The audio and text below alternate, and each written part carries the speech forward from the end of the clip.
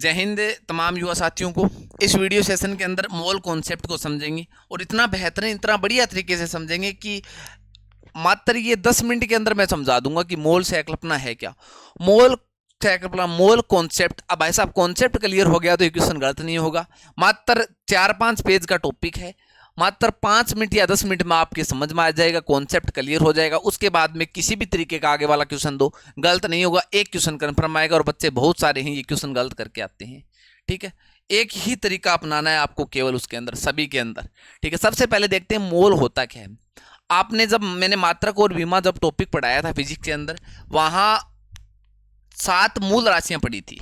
उनमें से एक पदार्थ की मात्रा थी जिसका एसआई मात्रक क्या पड़ा था, मोल पड़ा था। वही मोल है ये भी। ठीक है ना, किसी पदार्थ के अंदर जो मात्रा है ना, मात्रा को किससे मापते हैं, मोल से मापते हैं, ध्यान रखना। ठीक है ना, किससे मापते हैं, मोल से मापते हैं। ठीक है, पदार्थ की मात्रा का ऐसा यूनिट है, वो क्या है, यूनिट है वो मोल है। पदार्थ में एक मोल में कणों की संख्या, परमाणुओं की संख्या, आयनों की संख्या निश्चित होती है। जैसे मैं ये कह दूं कि ये मेरे पास मार्कर है, इसमें जो पदार्थ की मात्रा जो भरी हुई है, पदार्थ की मात्रा को मोल से मापते हैं। तो एक मोल के अंदर है ना, कणों की संख्या क्या होती है, फिक्स होती है। ध्यान रखना, कणों की संख्या क्या होती है, फिक्स होती है। कणों की संख्या क्या होती है, कणों की जो संख्या है वो क्या होती है, फिक्स होती है। ध्यान रखना, एक मोल के अंदर कोई भी पदार्थ हो, उसका एक मोल होगा, उसके अंदर कणों की संख्या क्या होगी, उसके अंदर फिक्स होगी। ध्यान रखना, ठीक है ना। वो कण क्या हो सकते हैं, वो अणु भी हो सकते हैं, परमाणु भी हो सकते हैं और आयन भी हो सकते हैं। ध्यान रखना, आयन भी हो सकते हैं। जैसे आपको अगर मैं ये दे दूं कि बताओ H2O, एक मोल H2O अणु में H2O अणुओं की संख्या कितनी है, अणुओं की संख्या कितनी है। मैंने ये कह दिया कि ये जो आपके सामने ये जो मार्कर है, इसके अंदर जो पदार्थ की मात्रा भरी हुई है वो 1 मोल है। तो इसके अंदर जो आप ये बता दोगे, इसके अंदर पदार्थ की मात्रा जो 1 मोल है, उसके अंदर जो कणों की संख्या है ना, जिस कणों से ये मिलकर बना हुआ है, उनकी संख्या कितनी है, निश्चित है, फिक्स है। वो होती है आवोगाद्रो संख्या के बराबर। क्या होती है, आवोगाद्रो संख्या के बराबर होती है। आवोगाद्रो संख्या के बराबर होती है। आवोगाद्रो संख्या को सामान्यतः Na से दर्शाते हैं। ध्यान रखना, जिसका मान फिक्स होता है 6.023 गुणा 10 की पावर 23। याद रखना, 6.023, यहाँ 2 भी लगा सकते हो, कोई दिक्कत नहीं है, पर 3 लगाएं, जैसे 23 से याद रह जाएगा 23। 6.023 गुणा 10 की पावर 23। ठीक है ना, ये फिक्स होती है। मैंने आपको ये पूछ लिया, ये बता दिया कि H2O, जैसे आपके सामने मैंने जल ले रखा है और जल का कितना ले रखा है, मैंने 1 मोल मात्रा ले रखी है, जल की 1 मोल मात्रा ले रखी है। तो मैं आपसे ये पूछ लूंगा कि जल जो मैंने ले रखा है, जो अणु ले रखा है जल, ठीक है ना, उसमें H2O के कितने अणु हैं, 1 मोल के अंदर कितने अणु हैं। जैसे मैंने एक पात्र के अंदर 1 मोल जल की मात्रा ले रखी है, मैं आपसे ये पूछ लूंगा, इस जल के अणु ले रखे हैं आपने, इसमें 1 मोल में जल के कितने अणु हैं। आप बता दोगे सर फिक्स है, जल के अणु हैं Na के बराबर है 6.02 गुणा 10 की पावर 23, इतने अणु हैं। मैं ये पूछ लूंगा कि कोई भी आपने हाइड्रोजन है, उनको मैंने एक पात्र में ले रखा है, 1 मोल हाइड्रोजन ले रखा है मैंने। मैं ये पूछ लूंगा, बताओ 1 मोल हाइड्रोजन जो मैंने ले रखा है, उसके अंदर हाइड्रोजन के कितने परमाणु हैं। क्योंकि अगर आपको सीधा हाइड्रोजन दे तो ये हाइड्रोजन क्या होता है, ये परमाणु को डिनोट करता है। और H2 ले लूँ ना, मैं H2 ले लूँ, कि मैं ये पूछ लूंगा कि मैंने H2 गैस ले रखी है, क्या ले रखी है, हाइड्रोजन गैस ले रखी है। आपको पता है हाइड्रोजन गैस होती है वो H2 के फॉर्म में पाई जाती है। तो मैं एक पात्र के अंदर 1 मोल हाइड्रोजन गैस ले रखी है, कितने मोल, 1 मोल हाइड्रोजन गैस ले रखी है। और मैं आपसे ये पूछूंगा, इसके अंदर कणों की संख्या, कण क्या है, हाइड्रोजन अणु है, हाइड्रोजन अणु है H2। मैं ये पूछ लूंगा, ये मैंने एक पात्र है, इसके अंदर H2 गैस ले रखी है, मुझे ये बताओ कि इसके अंदर जो H2 अणु है, H2 ये कितने अणु, आप कहोगे सर फिक्स Na के बराबर है, आवोगाद्रो संख्या के बराबर है 6.023 गुणा 10 की पावर 23। बात क्लियर हुई, मतलब कणों की संख्या होती है वो क्या होती है, फिक्स होती है। अब बात रही, मैं ये कह दूंगा कि मैंने एक पात्र के अंदर क्या ले रखा है, हाइड्रोजन गैस ले रखी है, ऐसा मानो, या ऑक्सीजन गैस ले रखी है। ऑक्सीजन गैस जैसे मैं ये लगाऊंगा ऑक्सीजन गैस, इसका मतलब क्या है, वहां में O2 अणु की बात कर रहा हूं। ऑक्सीजन गैस क्या होती है, O2 होती है। हाइड्रोजन गैस नाम मिलेगा, उसका मतलब H2 काम में लेना होगा मुझे, H2 और O2। ऑक्सीजन का परमाणु तो ऑक्सीजन में O लेना होगा, हाइड्रोजन का परमाणु H लेना होगा, ध्यान रखना। ठीक है, तो मैं आपसे ये पूछ लूं कि बताओ ये हाइड्रोजन गैस है, ठीक है, इसके अंदर मुझे ये बताओ कि यहां H2 अणुओं की संख्या कितनी है। 1 मोल ले रखा है, ये क्या है, 1 मोल ले ली मैंने, पदार्थ की मात्रा 1 मोल ले ली, 1 मोल मैंने हाइड्रोजन गैस ले रखी है, इसमें H2 अणुओं की संख्या कितनी। आप कहोगे सर फिक्स है 6.02 गुणा 10 की पावर 23, ठीक है, आपने ये कह दिया कि H2 ये कितने हैं, 6.02 गुणा 10 की पावर 23 हैं। पर इसमें मैं आपसे ये पूछ लूं कि बताओ इसमें हाइड्रोजन परमाणुओं की संख्या कितनी है। यहां आपके ये क्लियर होना जरूरी है। यहां मैं ये पूछ लूं, आपने हाइड्रोजन जो गैस ले रखी है इसमें मैं हाइड्रोजन परमाणुओं की संख्या पूछ लूं, तो आपको पता है सर हाइड्रोजन के 2 परमाणु है ना, वो मिलकर हाइड्रोजन गैस बनाते हैं। इसका मतलब H2 गैस लिए ना 1 मोल, इसका मतलब ये फिक्स है कि H2 जो अणु है ना वो इसके अंदर कितने हैं, H2 अणु 1 अवोगाद्रो संख्या के बराबर हैं। पर हाइड्रोजन परमाणु कितने हैं सर, हाइड्रोजन परमाणु H2 अणु है ना, H2 अणु 2 हाइड्रोजन है ना आपस में मिलकर H2 अणु बनाते हैं। इसका मतलब है कि जितने H2 अणु है ना उनका दुगना कर दो उतने परमाणु हैं, ठीक है ना। इसका मतलब इसके अंदर कितने H2 परमाणु हैं, 2Na क्या है, हाइड्रोजन परमाणु हैं, और H2 अणु कितने हैं, H2 अणु N है, Na तो क्या है, इसके अंदर H2 अणु है 1 मोल के अंदर, और इसके अंदर हाइड्रोजन परमाणु पूछ लूं तो आप कहोगे 2Na है। ये चीजें समझ में आने जरूरी, आगे बहुत काम आएगी। चलो और थोड़ा सा आगे बढ़ते हैं। इसका मतलब मोटा मोटी मैंने यहां कण काम में लिया है कि जो भी आप ले रहे हो, अणु ले रहे हो, परमाणु ले रहे हो, ठीक है ना, जो भी आप ले रहे हो उसके 1 मोल के अंदर उन्हीं कणों की संख्या पूछ ले तो आप फिक्स बताओगे सर, फिक्स होती है अवोगाद्रो की संख्या 1 मोल के अंदर, ठीक है। तो अवोगाद्रो संख्या कहते हैं, इसे ही 1 मोल कहते हैं। 1 मोल का मान कितना होता है, 1 मोल का मान होता है, 1 मोल के अंदर कणों की संख्या होती है Na 6.023 गुणा 10 की पावर 23। ये क्या होता है, 1 मोल में आप ये लिख लोगे परमाणुओं कणों की संख्या, 1 मोल में कणों की संख्या, ठीक है। जैसे किसी भी पदार्थ के 1 मोल के ग्राम में व्यक्त द्रव्यमान को उसका मोलर द्रव्यमान कहते हैं, ठीक है। अब मैं आपको ये फॉर्मूला बताऊंगा, ये मोलर द्रव्यमान क्या होता है इसकी भी चर्चा करेंगे। ये एक ही फॉर्मूला है बस, इस पर सब कुछ टिका हुआ है, कोई भी किसी भी टाइप का क्वेश्चन आए इससे बाहर नहीं जाएगा। सबसे पहले थोड़ा सा ये देख लेते हैं, उसके बाद में हम क्वेश्चन भी करेंगे और ये फॉर्मूला भी देखेंगे। 1896 में ओस्टवाल्ड ने मोल शब्द प्रस्तावित किया था। आपको ये कहते हैं मोल की जो प्रस्तावना थी वो किसने दी थी, आप हो गए ओस्टवाल्ड ने दी थी, 1896 में दी थी, जो कि एक लैटिन भाषा का शब्द है मोल, जिसका अर्थ क्या है, ढेर। ढेर क्या है, जिसका अर्थ ढेर है, ध्यान रखना। चलो अब बात रही कि सर आपने एक बातें आपने ये बता दी कि 1 मोल है ना, 1 मोल में कणों की संख्या फिक्स होती है, कणों की संख्या कितनी होती है, Na के बराबर होती है, 6.023 गुणा 10 की पावर 23 की क्या होती है, बराबर होती है 1 मोल के अंदर, ठीक है। चलो इसके बाद में आपका दूसरा क्वेश्चन ये रहेगा कि सर जो फॉर्मूले हैं वो बताओ हमें, मोल ज्ञात करने के फॉर्मूले क्या होते हैं। मोल के बराबर ये फॉर्मूला होता है, ध्यान रखना, मोल बराबर मम्मा नन्ना, मम्मा और नन्ना, मम्मा और नन्ना याद रखो, बस बात खत्म, मम्मा नन्ना, ठीक है ना। अब बात करते हैं यहाँ सर एम क्या है। ये जो एम है ना, एम ये क्या है, पदार्थ का ग्राम में द्रव्यमान, ग्राम में क्या है, द्रव्यमान है, ध्यान रखना, पदार्थ का किस में द्रव्यमान है, ग्राम में द्रव्यमान है। एम ए क्या है, एम ए क्या है, ये है मोलर द्रव्यमान, मोलर द्रव्यमान। सर मोलर द्रव्यमान का मतलब क्या हुआ कि आपने जो भी मोल लिया है ना उसका द्रव्यमान है मोलर द्रव्यमान। आपने अगर H2O ये अणु लिया है, या आपने H2 अणु लिया है, या आपने CO2 का अणु लिया है, या आपने हाइड्रोजन परमाणु लिया है, जो भी ये लिया है ना, उसका क्या है, द्रव्यमान है। जैसे आपको ये कह दे कि हाइड्रोजन का मोलर द्रव्यमान कितना है, मोलर द्रव्यमान कितना है, आप ये कहोगे हाइड्रोजन का द्रव्यमान कितना होता है, मोलर द्रव्यमान। सर हाइड्रोजन का तो एक ही होता है। ठीक है, मैं पूछूं हीलियम का कितना द्रव्यमान होता है, हीलियम को ऐसे लिखते हैं सर, हीलियम का 4 होता है।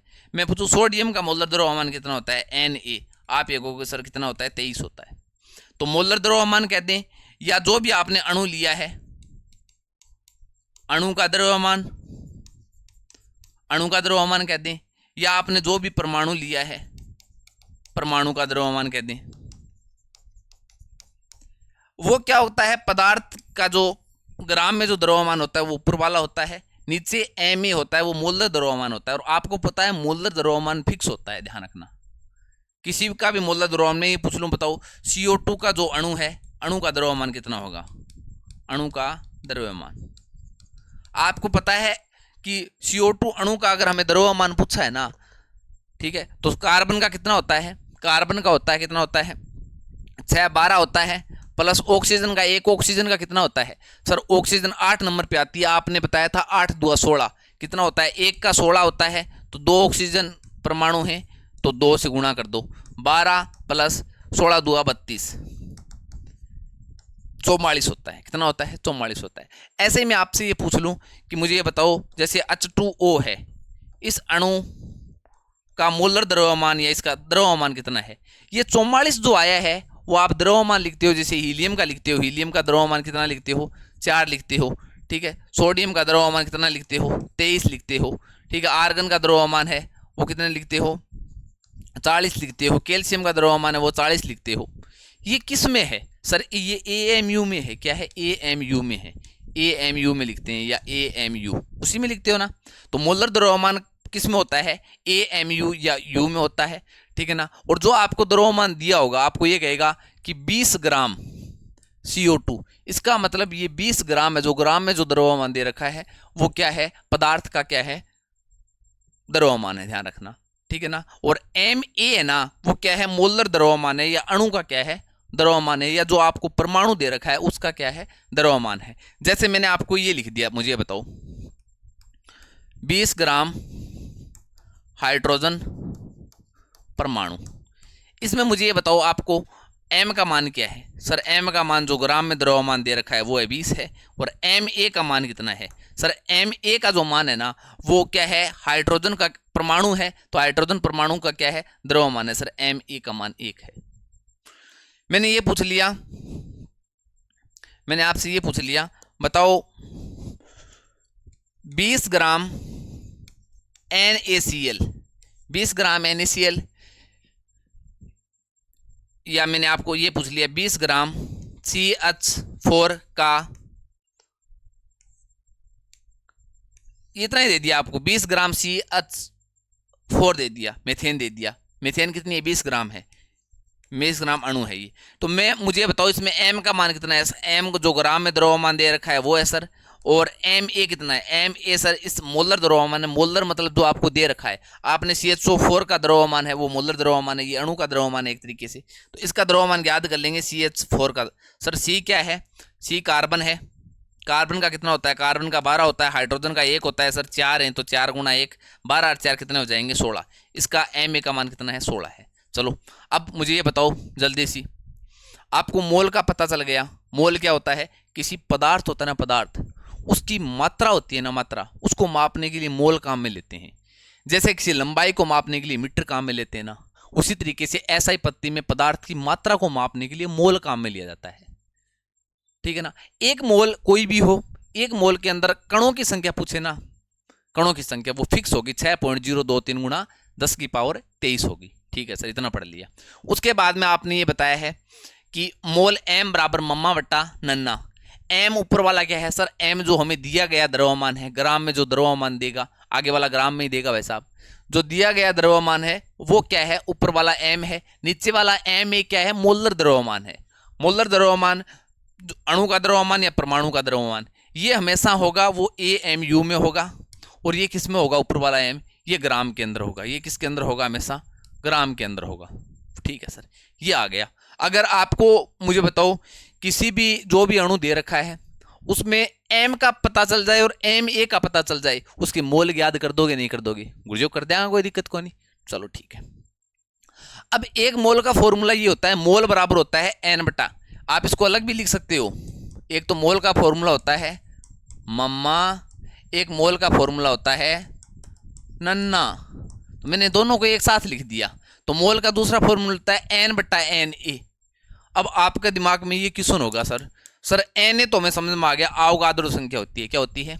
अवगाद्रो संख्या होती है, जिसका मान हमें पता है, फिक्स होता है, ठीक है ना। पर एन ऊपर वाला एन क्या है? वो है कणों की संख्या। वो क्या है? कणों की संख्या है, ध्यान रखना, वो कणों की संख्या है। चलो आगे देख लेते हैं, आगे वाले पेज के अंदर क्या हुआ रे। अच्छा, आगे वाले पेज के अंदर देख लेते हैं। देखो एम बराबर, बोलो मोल बराबर लिख दियो, एम समझो को नहीं हो, मोल बराबर मम्मा नन्ना, मम्मा और नन्ना याद रखना, ठीक है। एन क्या होता है? एन होता है कणों की संख्या, कणों की संख्या, ठीक है ना। यहां कणों में अणु की संख्या भी हो सकती है, परमाणु की संख्या भी हो सकती है, और आयन की संख्या भी हो सकती है, आयन की संख्या भी हो सकती है। एक बात मुझे बताओ, मैं ये कह दूं H2O अणु, ये कितने अणु हैं? आपको कितने अणु दिखाई दे रहे हैं? H2O का एक अणु दिखाई दे रहा है। मैं कह दूं H2 अणु में परमाणुओं की संख्या कितनी है? परमाणु कितने हैं? परमाणु कितने, बताओ कितने परमाणु हैं? सर इसके अंदर हाइड्रोजन के 2 परमाणु है, ऑक्सीजन के 1 परमाणु है, 2 + 1 = 3 परमाणु है, बस बात खत्म। और क्या है? मैं ये पूछ लूं Al2O3, ये है Al2O3, ठीक है ना। एल्यूमिनियम, इसके अंदर परमाणु कितने हैं भाई साहब इस अणु के अंदर? सर परमाणु तो 2 और 3 है, 5 परमाणु हैं। कितने परमाणु हैं? 5 परमाणु हैं। मैं ये कह दूं आपको, ये बताओ मुझे एल्यूमिनियम के कितने परमाणु हैं? सर एल्यूमिनियम के 2 परमाणु हैं। अब एल्यूमिनियम के 2 परमाणु हैं, तो आयन कितने एल्यूमिनियम के? सर एल्यूमिनियम के 2 परमाणु हैं, तो आयन भी 2 ही होंगे। देखो एल्यूमिनियम टूटेगा Al2O3, एक तो Al 2Al + 3 + 3O-2, इसी में टूटेगा ना, ये लीजिए इसी में टूटेगा। तो इसका मतलब है एल्यूमिनियम आयनों की संख्या कितनी है? 2 है। यहां होती है वही आयनों की संख्या होती है, ठीक है। इस तरीके से आपको पता चल जाएगा कि इसके अंदर अणु कितने हैं और जो परमाणु कितने हैं और आयन कितने हैं। चलो क्वेश्चन करेंगे तब और समझ में आएगा। इसका मतलब है मैं आपको किसी के अंदर कोई आपको पदार्थ दे रहा हूं, उसके अंदर मैं कणों की संख्या बता देता हूं, और कणों की संख्या बताते ही आप मोल का मान याद कर दोगे या नहीं कर दोगे? हाँ सर जरूर कर देंगे मोल का मान, ठीक है। अब एक बात ध्यान रखना, एक मोल के अंदर कुछ चीजें फिक्स होती हैं। एक मोल के अंदर क्या है? कुछ चीजें क्या होती हैं? फिक्स होती है। ध्यान रखना, एक जो आयतन वाला होता है ना, आयतन वाला, वो भी होता है। जैसे मोल का 3 फॉर्मूले होते हैं, वो बहुत कम काम आता है, वो प्रश्न पूछता ही नहीं है।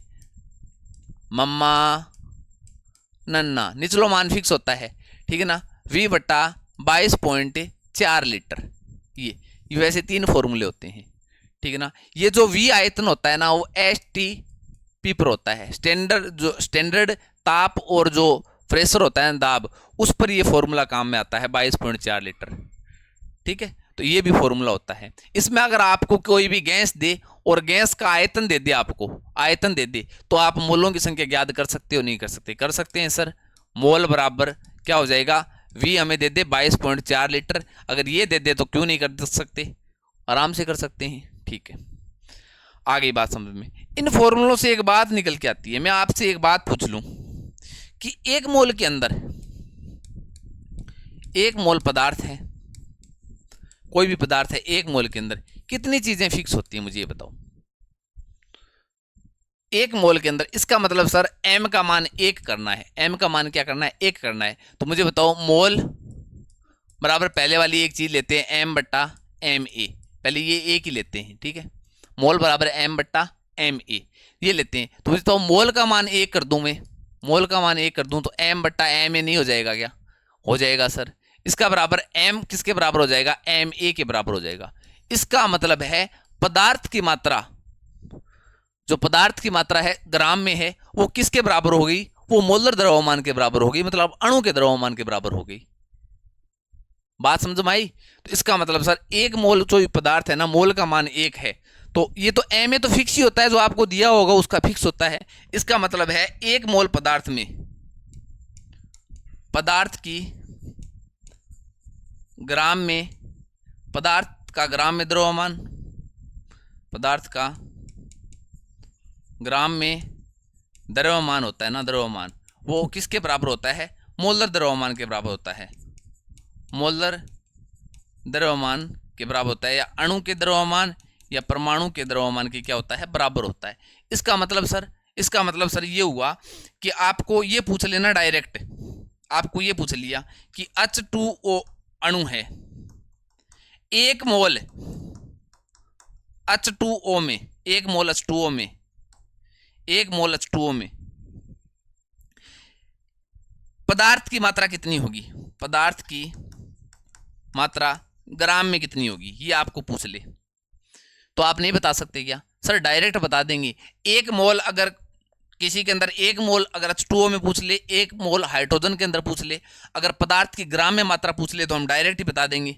एक मोल फॉर्मूले में कहाँ लिखेंगे, हम डायरेक्ट ही बता देंगे। एक मोल H2O के अंदर अगर हमें पदार्थ की ग्राम में मात्रा पूछ लेना, तो पदार्थ की ग्राम में मात्रा मोलर द्रव्यमान की क्या होती है? बराबर होती है। इसका मतलब है पदार्थ की ग्राम में जो मात्रा होगी ना सर, वो H2O हाइड्रोजन का द्रव्यमान कितना होता है? 2 होता है। ऑक्सीजन का कितना होता है? 16 होता है, मतलब 18। इसका मतलब पदार्थ की ग्राम में मात्रा भी कितनी होगी? 18 ग्राम होगी। आई ना बात समझे? चलो एक और पूछ रहा हूं। एक मोल हाइड्रोजन, धीरे धीरे मैं सारी चीजों को जोड़ने की कोशिश कर रहा हूं, ध्यान रखना। एक मोल हाइड्रोजन, हाइड्रोजन गैस की ग्राम में मात्रा कितनी होगी? बताओ, हाइड्रोजन की ग्राम में मात्रा कितनी होगी? तो आप ये कहोगे सर एक मोल हाइड्रोजन गैस पूछिए ना, इसका मतलब हाइड्रोजन गैस आ गया ना तो H2 आएगा हमेशा। इसका मतलब हमें ये पूछा है एक मोल H2O के अंदर ग्राम में मात्रा कितनी होगी? सर ग्राम में मात्रा मोलर द्रव्यमान के बराबर, क्योंकि हाइड्रोजन का द्रव्यमान 1 होता है, 1 गुणा 2 हाइड्रोजन है तो कितना हो जाएगा? 2 हो जाएगा। इसका मतलब ये हुआ सर एक मोल हाइड्रोजन गैस में अगर गैस की ग्राम में मात्रा है ना, वो कितनी होगी? 2 ही होगी। कितनी होगी? 2 ग्राम होगी, ध्यान रखना। इसका मतलब ये डायरेक्ट ही हो गया सर, एक मोल के अंदर हमें पदार्थ की मात्रा पूछ लेना तो मोलर द्रव्यमान जो दे रखा है उसकी मात्रा के बराबर होगी, वरना आप फॉर्मूले के अंदर एक मोल रख देना, मान रख देना, कोई दिक्कत नहीं है, वैसे ही आ जाएगा। ठीक है। उसके बाद में मैं ये पूछूं कि एक मोल पदार्थ के अंदर, एक मोल पदार्थ के अंदर कणों की संख्या कितनी होती है? कणों की संख्या कितनी होती है? चलो वो भी बता देता हूं। कणों की संख्या के संबंधित ये फॉर्मूला है, तो मोल बराबर N/Na। तो मोल का मान 1 रख दो, 1 रखते ही N/Na आ गया, तो N बराबर Na हो गया। इसका मतलब क्या हुआ? इसका मतलब तो सर ये हुआ कि जो एक मोल के अंदर जो पदार्थ में, एक मोल पदार्थ में कणों की संख्या है ना, वो उसके अवोगाद्रो संख्या की क्या होती है? बराबर होती है। यही तो चीज पहले बता के आया हूं कि एक मोल अगर कोई भी पदार्थ ले लोगे ना आप, उसके अंदर उसके कणों की संख्या पूछोगे तो फिक्स होती है, इसीलिए मैंने वो बात पहले लिखी है, ध्यान रखना। तो ये एक मोल के अंदर फिक्स कर लेना कि एक मोल में जो कणों की संख्या है ना, कणों की संख्या वो क्या होती है? 6.023 गुणा 10 की पावर 23 होती है, Na के बराबर होती है, ध्यान रखना। दो चीजें। तीसरी चीज सर आयतन याद कर सकते हैं। अगर ध्यान रखना, मुझे बताओ एक मोल पदार्थ या एक मोल गैस के अंदर आपको क्या पूछ ले? आयतन पूछ ले, V का मान पूछ ले, STP पर, STP स्टैंडर्ड ताप दाब पर होता है ये आयतन, STP पर पूछ ले, ठीक है ना। आयतन पूछ ले, V आयतन पूछ ले, तो आप फिक्स बता दोगे कितना होता है? 22.4 लीटर होता है। तो एक मोल की विशेषता है, डायरेक्ट एक मोल के अंदर इतना होता है, फॉर्मूले लगाने की कहीं आवश्यकता नहीं, डायरेक्ट याद रखो। अब मैं ये पूछ लूं, बताओ, इतना तो लॉजिक है ही, आपकी दिमाग लगाते हो। मैं ये पूछ लिया कि एक मोल पदार्थ में कणों की संख्या इतनी है, तो मुझे बताओ 2 मोल पदार्थ के अंदर कणों की संख्या कितनी होगी? सर इसकी दुगनी हो जाएगी। मैंने ये पूछ लिया आधा मोल में पदार्थ में कणों की संख्या कितनी होगी? सर इससे आधी हो जाएगी। मैंने पूछ लिया 3 मोल पदार्थ के अंदर कणों की संख्या कितनी हो जाएगी, सर इसकी 3 गुनी हो जाएगी। आए ना बात समझ में? ठीक है, चलो अब देखो तो मेरी बात सुनो, मोटा मोटी आपकी ये चीजें समझ में आ गई हैं और रटाया नहीं है मैंने, यहां से आप निकाल भी सकते हो, मम्मा बट्टा नन्ना, बस 2 ये फॉर्मूले याद रखना, ये बहुत कम काम में आता है। ठीक है सर, ये तो हमारे समझ में आ गया। अब मैं एक छोटा सा क्वेश्चन पूछ रहा हूँ आपसे जिसमें बच्चे गलती करते हैं। मैंने ये पूछ लिया कि 1 मोल H2O में परमाणु, 1 मोल H2O में परमाणु की संख्या कितनी होगी, ये बताओ मुझे, सीधा सा प्रश्न है। 1 मोल H2O में परमाणुओं की संख्या कितनी होगी, ये बताओ। सर आपने ये कह दिया 1 मोल H2O में ना, 1 मोल H2O में परमाणुओं की संख्या पूछ ली। हम ये पढ़ के आए कि 1 मोल पदार्थ के अंदर कणों की संख्या होती है वो 6.023 गुणा 10 की पावर 23 होती है, ठीक है ना। और आपने पूछ लिया 1 मोल किसका है, H2O का है, तो यहां कण क्या है, H2O है, ध्यान रखना, कण क्या है, H2O है। तो ध्यान रखना 1 मोल H2O में परमाणुओं की संख्या पूछ ली। H2O क्या है रे, के अणु है। इसका मतलब सर हम ये तो बता सकते हैं कि 1 मोल अगर आपने H2O ले रखा है ना, उसमें H2 अणुओं की संख्या है ना, वो H2 अणु वही है कण, यहाँ पे H2 अणुओं की संख्या। H2 आपने 1 मोल, मैंने एक गिलास के अंदर 1 मोल जल ले रखा है, वो H2 अणु ही तो है, उसके अंदर बहुत सारे H2 अणु हैं, बहुत सारे H2 अणु हैं। वो कितने हैं, वो सर 1 मोल के अंदर H2 अणु इतने हैं। इसका मतलब है मैं ये कह सकता हूं कि 1 मोल H2O में H2O अणुओं या कणों की संख्या बराबर क्या है, Na है। पर आपको पूछा क्या है, परमाणुओं की संख्या। सर परमाणुओं की संख्या पूछिए, इसका मतलब परमाणु तो 1 H2 अणु में परमाणु कितने हो गए, 2 और 1 3 हो गए। इसका मतलब ये हुआ कि 1 मोल H2O में परमाणुओं की संख्या होगी ना, वो 3 गुणा Na होगी। ये बात यहां ही क्लियर हो जानी चाहिए आपकी, एक भी प्रश्न में कहीं समस्या नहीं आने वाली, ठीक है ना। यहां कणों की संख्या का मतलब है जो पदार्थ लिया है आपने उनकी बात हो रही है, उनके अंदर कणों की संख्या। जैसे मैंने H2O लिया है, जल लिया है, तो H2O अणुओं की संख्या वहां ये आएगी, ध्यान रखना। मैंने हाइड्रोजन लिया है, जैसे मैंने ये पूछ लिया 1 मोल हाइड्रोजन परमाणु में कणों की संख्या या परमाणुओं की संख्या, तो आप ये कहोगे 1 मोल हाइड्रोजन लिया है आपने, हाइड्रोजन परमाणु लिया है, तो हाइड्रोजन परमाणुओं की संख्या कितनी होगी, हाइड्रोजन परमाणु की संख्या सर Na होगी, बस बात खत्म, ठीक है। तो ये मोटा मोटी आपकी समझ में आ गया होगा, आई होप। अब आपके एक भी क्वेश्चन में कहीं समस्या आने वाली नहीं है, मैं आपको यहीं क्लियर करा देता हूं। अब भी अगर कोई भी दिमाग में बात खटक रही है तो बता दो भाई साहब। सर हमें बताना क्या है, आपने बता दिया, ये चीजें हमें समझ में आ गई, तीनों चीजें, ठीक है। और बहुत बढ़िया तरीके से समझ में आ गई, हमें ये पता चल गया कि मोल होता है वो पदार्थ की मात्रा होती है, जिससे पदार्थ की मात्रा को मापा जाता है। ऐसा ही पत्ती में इसका मात्रक होता है मोल का, जो पदार्थ की मात्रा का वो मोल होता है।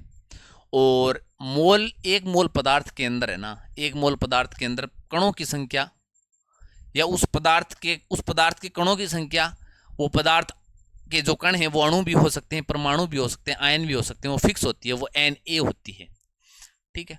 और अणु क्या होते हैं वो भी आपको पता है, O2 हुआ, H2 हुआ, ये क्या होते हैं, अणु होते हैं, इसे पहले वाली क्लास में पढ़ के आए हैं, ठीक है। N2 हुआ, CH4 हुआ, ये अणु होते हैं। परमाणु क्या होते हैं, इनके अंदर कितने परमाणु होते हैं, जैसे O2 अणु है, उसके अंदर कितने परमाणु हैं, 1 O2 अणु के अंदर 2 परमाणु हैं सर, ठीक है ना। जिस लैंग्वेज में जिस हिसाब से आगे वाला पूछेगा उस हिसाब से हम बता देंगे, कोई दिक्कत नहीं है, ठीक है। जैसे देखो ये आपके समझ में तो आ गया होगा रे, ये आपके समझ में तो आ गया होगा, चलो नहीं समझ में आया तो और इजी तरीके से समझाता हूँ भाई साहब, नो टेंशन। ये मैंने लिया है जल का अणु, H2 अणु लिए है, H2 लिया है, इसके अंदर मुझे बताओ, ये 1 मोल लिया है मैंने, क्या लिया है रे, 1 मोल लिया है। मैंने कह दिया 1 मोल के अंदर H2O के अणु फिक्स हैं, H2O H2O H2O H2O H2O H2O H2O H2O H2O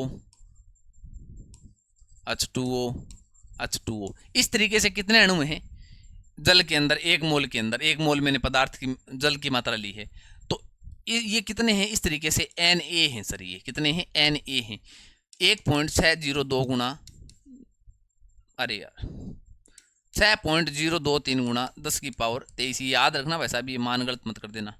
इतने हैं सर, ठीक है।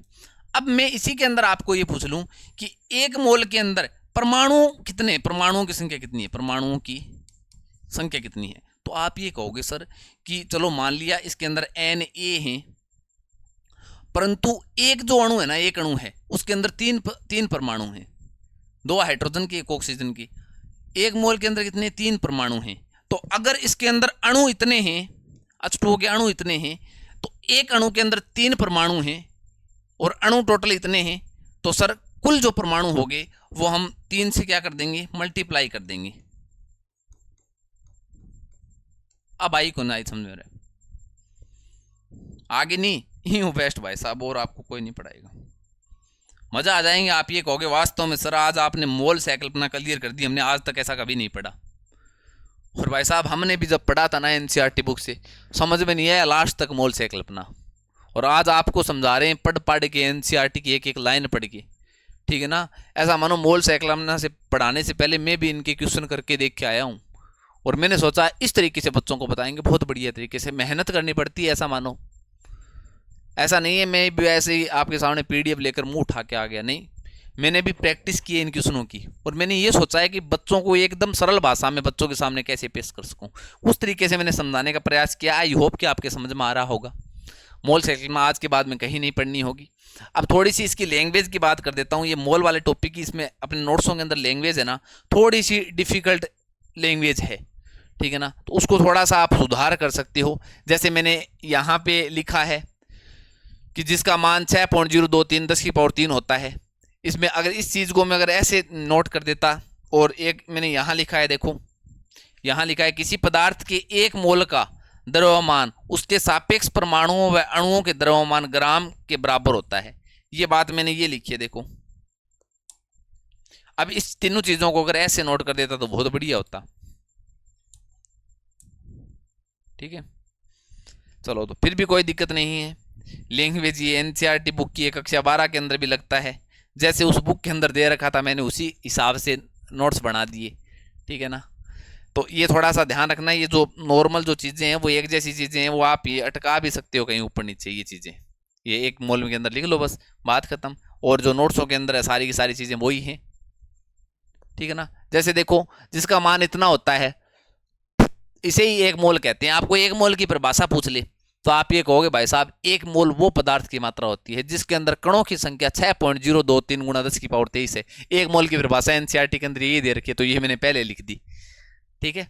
उसके बाद में किसी भी पदार्थ के एक मोल के ग्राम में व्यक्त द्रव्यमान को उसका मोलर द्रव्यमान कहते हैं।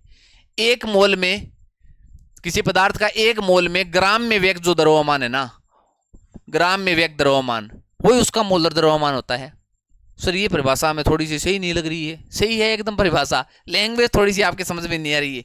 ये कह रहा है किसी पदार्थ के एक मोल के जो ग्राम में व्यक्त द्रव्यमान है ना वही उसका मोलर द्रव्यमान है। ये देखिए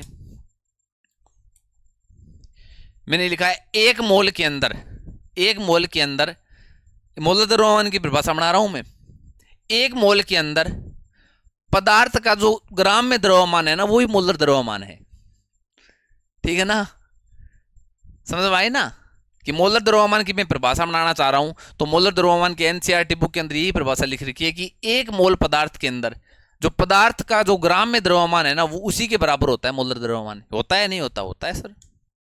परिभाषा से हम इतना लेना देना नहीं है, हमें समझ में आना चाहिए। मोल साइकिल अपना कॉन्सेप्ट ही क्लियर होना चाहिए, बस बात खत्म, ठीक है ना। तो हमेशा ये ध्यान रखना कि ऊपर वाला होता है ये हमेशा ग्राम में होता है द्रव्यमान, और ये आपको पता ही है कि यू के अंदर यूनिफाइड के अंदर लिख दे, AMU के अंदर लिख दें, कोई दिक्कत नहीं है, ठीक है ना। एम है दिया गया द्रव्यमान, वो आप लिख लेना, ग्राम के अंदर मिलेगा आपको। एम ए मोलर द्रव्यमान, अणु भार या अणु का भार, यहाँ भार और द्रव्यमान एक ही है केमिस्ट्री के अंदर, या परमाणु का द्रव्यमान जो भी है। एन क्या है, दिए गए कणों की संख्या, कणों में किसकी आ सकती है, कणों में अणु आ सकते हैं, परमाणु आ सकते हैं, आयन आ सकते हैं, ठीक है। एन ए आवोगाद्रो संख्या, आवोगाद्रो, मैं गाद्रो बोल दूंगा, ठीक है, कोई दिक्कत को नहीं बता। वी क्या है, गैस का आयतन है, ठीक है।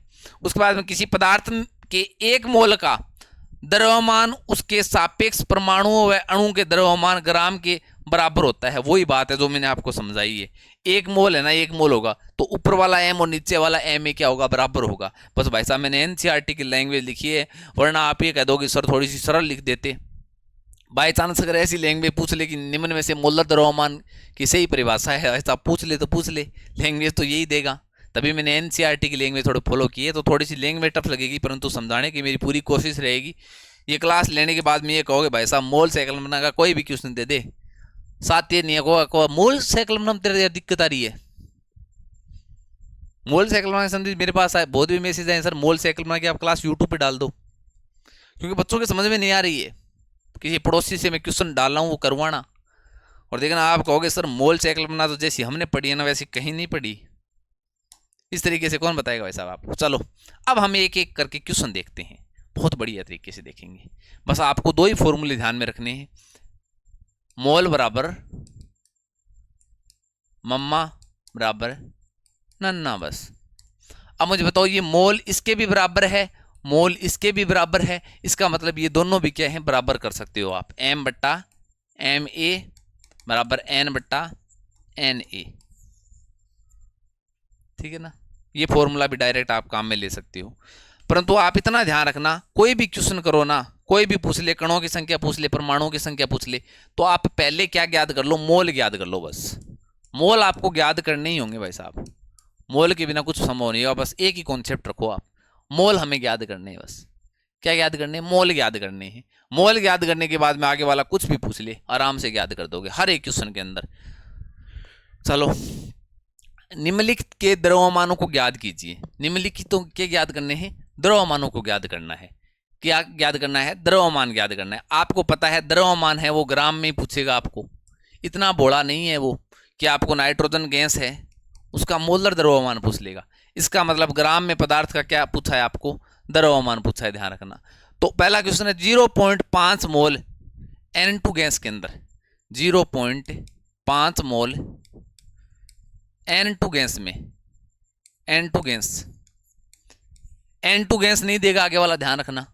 N2 दे देगा तो आपको पता चल जाएगा डायरेक्ट N2, आपको देगा नाइट्रोजन गैस, नाइट्रोजन गैस। तो बच्चे यहां क्या करते हैं, नाइट्रोजन गैस देख रहे हैं, यहां N मान लेते हैं, नहीं कि N2। तो N2 गैस के अंदर, इतने मोल के अंदर N2 गैस का क्या होगा, आपको द्रव्यमान याद करना है। आप मुझे ये बता दो, आप देखते ही उत्तर बता दोगे इनका, फॉर्मूला लगाने की आवश्यकता नहीं है। चलो पहले फॉर्मूला लगाते हैं।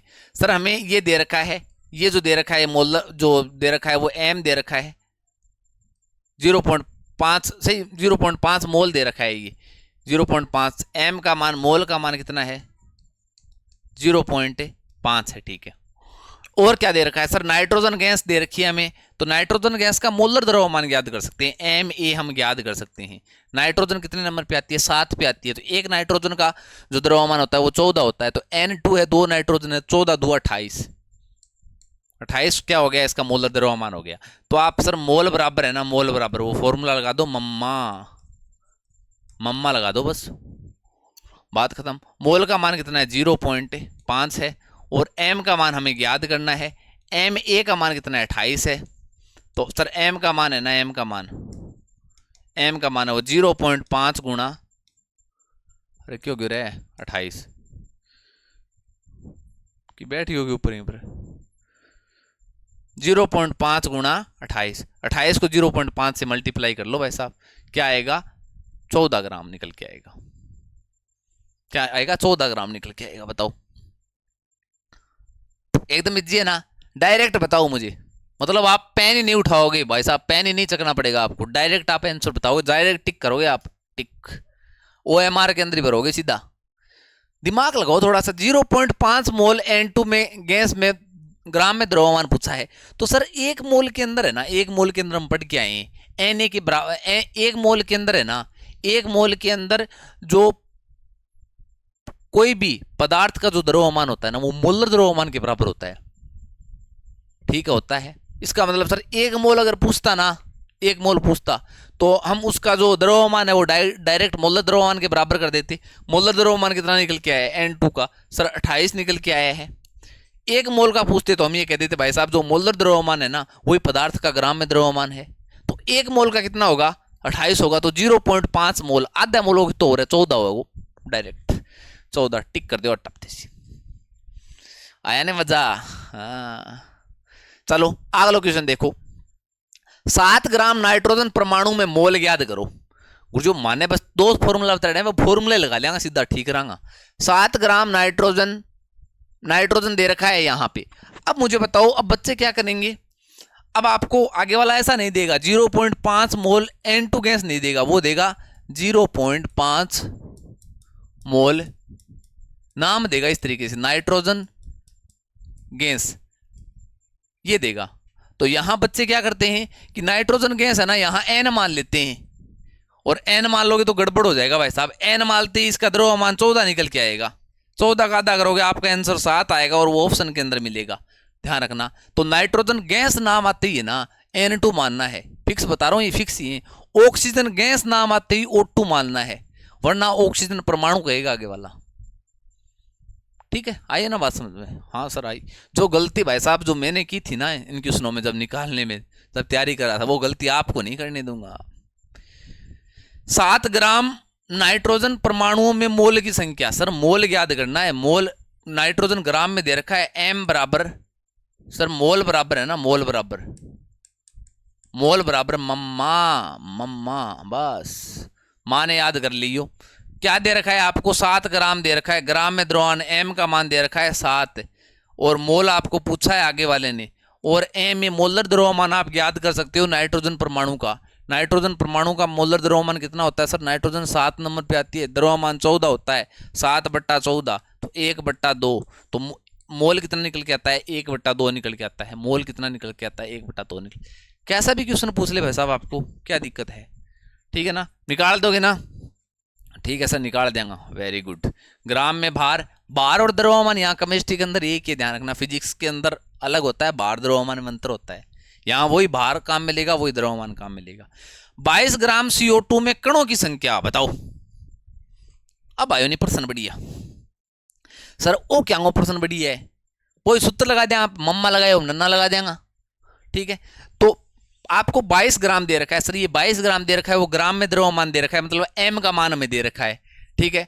और हम किसका मान याद कर लेंगे, M0 का मान याद कर लेंगे। तो सबसे पहले आपने सर एक नंबर बात यही कही थी कि कणों की संख्या अगर पूछे या कुछ भी पूछे, पहले मोल निकाल लो, बस बात खत्म। मोल निकाल लेंगे सर, मोल तो हमारे हाथ की बात है।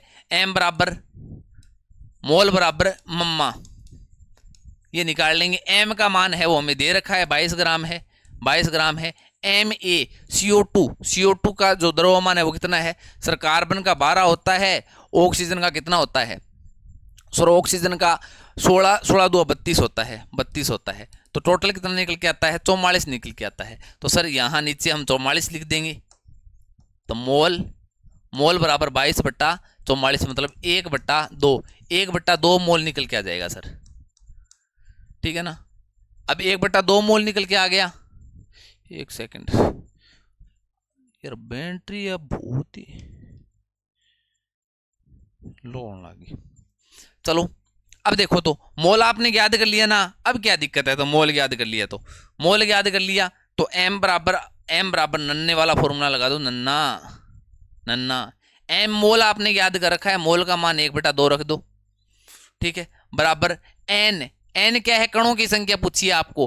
कणों की संख्या का मतलब है उन्होंने CO2 की संख्या पूछी है कि कितने CO2 के अणु होंगे उसके अंदर, ठीक है ना। तो CO2 की संख्या पूछी है, तो N का मान हमें याद करना है, और Na का मान फिक्स होता है, Na अवोगाद्रो की संख्या होती है। तो आप क्या करोगे, नाइट्रोजन का मान याद करना है, N से गुणा कर दोगे, तो N बराबर क्या आएगा, Na बट्टा, अरे यार n बराबर Na/2, इसका मतलब अवोगाद्रो संख्या का आधा हो जाएगा। अवोगाद्रो संख्या 6.023 गुणा 10 की पावर 23 होती है, तो हम लगभग 6 लिख लिया, वरना 6 नहीं लिखोगे तो 6 का आधा 3 गुणा 10 की पावर 23, ये लगभग मान आ जाएगा 3 पॉइंट समथिंग आएगा। ठीक है, ये आ जाएगा। अब इसको डायरेक्ट एक दूसरे तरीके से भी कर सकते हो। आपको मोल निकालने की आवश्यकता पड़ी, चलो ठीक है, मोल निकालने की सर हमें आवश्यकता पड़ी, मोल हमने ज्ञात कर लिया। अब डायरेक्ट भी बता सकते हो सर। सबसे पहले हम चलो मोल तो ज्ञात कर लेंगे इसके अंदर। आपने कहा था कोई भी सवाल हो आप मोल ज्ञात कर लो डायरेक्ट, तो सर इसके अंदर मोल हमने ज्ञात कर लिया, आधा मोल आ गया।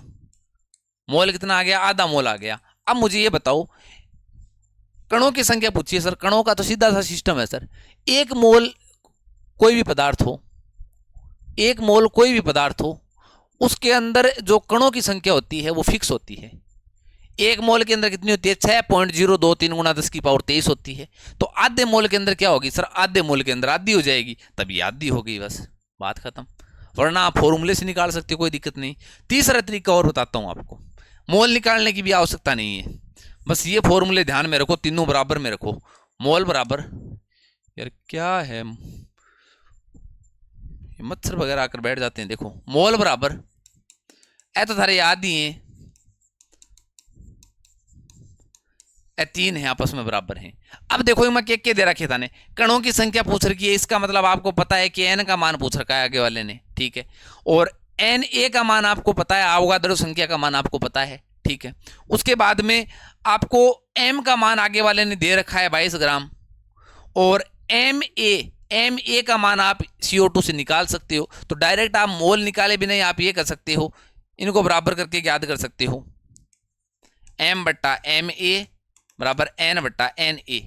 ये भी एक तरीके से फॉर्मूला हो गया, ये इसके बराबर है, मोल इसके बराबर है।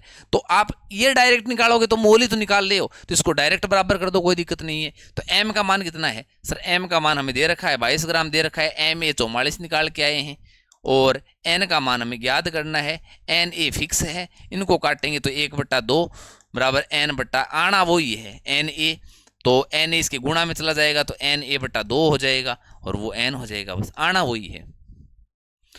अब चलो तो किसी भी तरीके से ज्ञात कर लो, पहले मोल का मान ज्ञात करोगे तो भी आपको ये फॉर्मूला लगाना होगा, ये फॉर्मूला लगाना होगा, ठीक है। फिर ये फॉर्मूला लगाना होगा तो डायरेक्ट इसको बराबर रख देते हैं, बराबर ही है तीनों, चलो ठीक है। अब इसमें मैं आपको कणों की संख्या पूछ ली, कणों की संख्या का मतलब क्या समझते हो आप सर? अब हमें समझ में आ गया, यहाँ कणों की संख्या का मतलब है CO2 के, जो CO2 अणु ही तो है, CO2 अणु बोलूंगा, CO2 अणुओं की संख्या कितनी है ये पूछ रहा है आगे वाला। कण यहाँ क्या है? CO2 है। कण क्या है यहाँ पे? CO2 है। कि आपने कोई भी 22 ग्राम है वो CO2 ले रखी है, CO2 ले रखी है, तो इसमें बहुत सारे CO2 के अणु हैं, ठीक है। तो उसके अंदर CO2 है, उसके कणों की संख्या कितनी है? CO2 कितने हैं? वो इतने हैं, वो कितने हैं? वो इतने हैं। अब मैं आपसे ये पूछ लूं कि यहाँ कणों की संख्या न पूछकर मैं ये पूछ लूं कि इसमें परमाणुओं की संख्या कितनी है, आगे क्वेश्चन आएगा वैसे, इसमें मैं ये पूछ लूं कि इसमें परमाणुओं की संख्या कितनी है, परमाणुओं की संख्या कितनी है। तो आपको CO2 में परमाणुओं की संख्या पूछ ली ना, तो सबसे पहले आप वही याद करोगे, क्या याद करोगे कि कोई भी CO2 हमने भर रखी है तो उसके अंदर CO2 कणों की संख्या कितनी है? CO2 की संख्या इतनी है, CO2 की संख्या इतनी है। अब मुझे ये बताओ, CO2 की संख्या इतनी है तो CO2 के अंदर परमाणु कितने? एक CO2 के अंदर मुझे बताओ टोटल इतने CO2 है भाई साहब, 3 गुणा 10 की पावर 23 CO2 है। 1 2 3 4 5 6 7 8, तो 3 गुणा 10 की पावर 23 CO2 है। तो एक CO2 के अंदर परमाणुओं की संख्या कितनी है सर? एक CO2 के अंदर एक कार्बन है, 2 ऑक्सीजन है, 3 परमाणु हैं। इसका मतलब 3 परमाणु है एक के अंदर, तो इतने के अंदर कितने होंगे सर? इतने के अंदर 3 से गुणा कर दो इसको, ये लीजिए 3, अरे चाल जर गुणा 3, इसका मतलब सर 9 गुणा 10 की पावर 23 इसके अंदर परमाणु हैं, और अणु कितने हैं? अणु हैं 3 गुणा 10 की पावर 23। आई ना बात समझ में? क्यों नहीं आएगी वैसा? चलो अब देखो तो अगलो क्वेश्चन, अगलो क्वेश्चन ठीक आप ही करोगा, अब झटका ऐसा गए, कोई जरूरी कौन था नहीं, ठीक हो गुरुजी, मैं देखता है बता देंगे, ठीक है। पिछली बार जो क्वेश्चन आया था वो भी दिखाऊंगा, वो भी आप पटक दे कर देगा। देखो 22 ग्राम CO2 में कुल परमाणुओं की संख्या कितनी है? बस इसको नीचे वाले को मत देखो, बिना देखा करो। 22 ग्राम CO2 में कुल परमाणुओं की संख्या कितनी है? सर ऊपर वाला ही है, बस यहां परमाणुओं की संख्या आपने बता दी। तो सबसे पहले कुल परमाणु कितने हैं, कुल परमाणुओं की संख्या ज्ञात करेंगे, तो इसका मतलब कणों की संख्या ज्ञात करनी होगी। सर कणों की संख्या ज्ञात करनी होगी तो हम इतना बता सकते हैं, आपने जो फॉर्मूला बताया था कि इसके अंदर CO2 है ना, CO2, तो हम ये बता सकते हैं CO2 अणुओं की संख्या कितनी है। तो CO2 अणुओं की संख्या कितनी निकल के आएगी, वही निकल के आएगी CO2 अणुओं की संख्या। 22 ग्राम CO2 है, तो CO2 की संख्या कितनी निकल के आएगी, Na/2 ही निकल के आएगी। उसी तरीके से याद करो, यही निकल के आएगी। और CO2 में 3 परमाणु हैं एक CO2 के अंदर, ठीक है ना। तो ध्यान रखना, 3 से क्या कर देंगे, मल्टीप्लाई कर देंगे, 9 × 10⁻23। तो यहाँ थोड़ा सा आप संशोधन ये कर लेना कि यहाँ थोड़ा सा गलत लिखा हुआ है, फिर आप परमाणु के स्थान पर अणु लिखा हुआ है। CO2 में कुल परमाणु, एक CO2 के अंदर कुल परमाणु चलो चलेगा 3 होते हैं। 1 मोल CO2 में, 1 मोल CO2 में परमाणु के स्थान पर लिख लेना अणुओं की संख्या, अणुओं या कणों की संख्या। 1 मोल CO2 के अंदर मुझे बताओ, 1 मोल CO2 में CO2 अणुओं की संख्या कितनी होती है? सर CO2 अणुओं की संख्या अवोगाद्रो के बराबर होती है, तो यहाँ काट कर इसको अणु लिख लेना, अणुओं की संख्या Na होती है। 1/2 मोल CO2 में, ठीक है ना, यहाँ वैसे कुल परमाणु लिखा है, मतलब अणु ही है एक तरीके से, तो आप ये अणु लिखोगे तो सही शब्द रहेगा, अणु सही समझोगे, वरना गलत समझोगे आप। 1/2 मोल CO2 में अणुओं की संख्या Na/2, आधा कर देंगे इसका, ठीक है ना। फिर क्या है, CO2 में 3 परमाणु हैं, तो परमाणुओं की संख्या बराबर 9 × 10⁻23। ये अणु कर लेना, अब आपने हिसाब से निकाल लेना, ऊपर वाला निकाला है भाई साहब, क्या दिक्कत है बताओ भाई साहब। अब आगे वाला बताओ, ये मैंने एक वो आयतन वाला दे दिया, 44.8 लीटर N2 गैस का ग्राम में भार ज्ञात करो। सर आपने कहा था मोल निकाल लेते हैं डायरेक्ट, मोल नहीं निकालोगे तो आपको पता है मोल बराबर 3 फॉर्मूले होते हैं, मोल बराबर 3 फॉर्मूले होते हैं सर, मम्मा बराबर नन्ना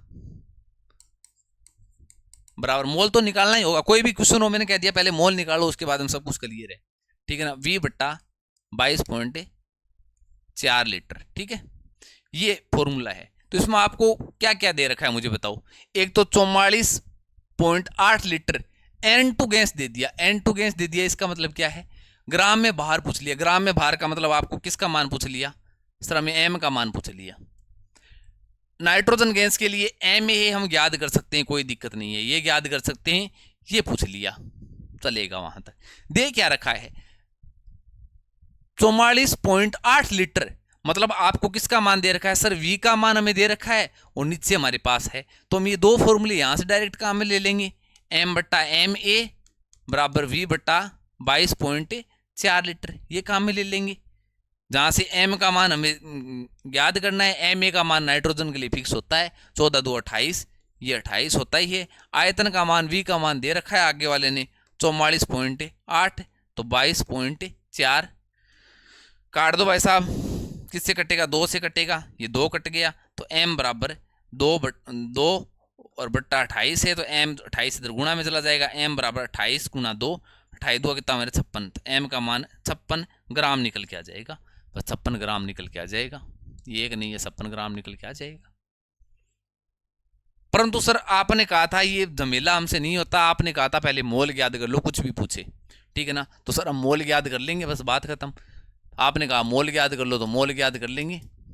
मोल कैसे याद करेंगे सर, हमें आयतन दे रखा है, आयतन दे रखा है, तो मोल V/22.4 लीटर, जो भी आपको अच्छा लगे वो काम में ले लेना, बात तो वही है सेम, कोई दिक्कत नहीं है। यहाँ से मोल से मैं ये याद करूंगा, मैंने डायरेक्ट इसके बराबर रख दिया, एक ही बात है। मोल बराबर V/22.4 है, क्योंकि सर मोल इससे तो याद कर नहीं सकते, मोल इससे तो याद कर नहीं सकते, मोल कैसे याद करेंगे इससे, मोल बराबर मम्मा, इससे नहीं याद कर सकते, क्योंकि सर हमें ये तो पूछा है, ये और ये दोनों दिया होते तो मोल याद कर लेते। इसका मतलब कौन से फॉर्मूले से याद करेंगे, मोल बराबर V/22.4 लीटर वाले से करेंगे। तो मोल बराबर V/22, मोल का मान याद कर लो, यहाँ पे V का मान कितना दे रखा है आपको, 44.8 दे रखा है, 22.4 दे रखा है, 2 निकल के आ जाएगा। मोल याद करते ही पूरा का पूरा खेल खत्म हो जाएगा। अब क्या पूछा है देख लो सर, मोल हमारे पास 2 आ गया, इसका मतलब हमें क्या पूछा है, M का मोल का मान कितना है, 2 है, और N2 गैस है, इसका मतलब Ma हमें पता है कितना है, 28 है, और M का मान पूछा है तो मोल वाला वो फॉर्मूला लगा देंगे, मोल बराबर मम्मा। बस मोल हमें 2 याद कर लिया, M का मान हमें याद करना है। Ma का मान सर 28 लिख देंगे और M का मान 28 2 56, ये 56 ग्राम निकल के आ जाएगा। बस कैसे भी अपने हिसाब से याद करो भाई साहब, बात खत्म, लोनचा ही खत्म है। ठीक है, मोल याद कर लो पहले, वरना इनमें इनको बराबर रख लो। आपको पता है ये तीनों चीजें, चारों चीजें बराबर हैं, ये इसके बराबर है, ये इसके बराबर है, ये इसके बराबर है, ये आपस में बराबर हैं सारे के सारे। तो कोई भी 2 काम में ले लो, बस बात खत्म। आया नहीं समझ में? आयो को नहीं आयो, आगे उठ जाओ। अब एक मैं आपको बहुत बढ़िया बात पहले भी बता के आया हूं, एक बार और बताता हूं। मुझे बताओ कि कई बार द्रव्यमान को है ना, द्रव्यमान को किस में मापते हैं? द्रव्यमान को किस में मापते हैं भाई साहब? नाइट्रोजन के एटम का मास 14 AMU है, नाइट्रोजन के 1 मोल का मास है वो 14 ग्राम है, ध्यान रखना। ठीक है, अब एक बात बताता हूं मैं आपको। एक आप पढ़ते हो AMU, कई बार AMU, और 1 ग्राम में लिखते हो। कई बार ये कहते हो कि आप जब N2 का मोलर द्रव्यमान निकालते हो ना, मोलर द्रव्यमान निकालते हो, वो किस में निकालते हो?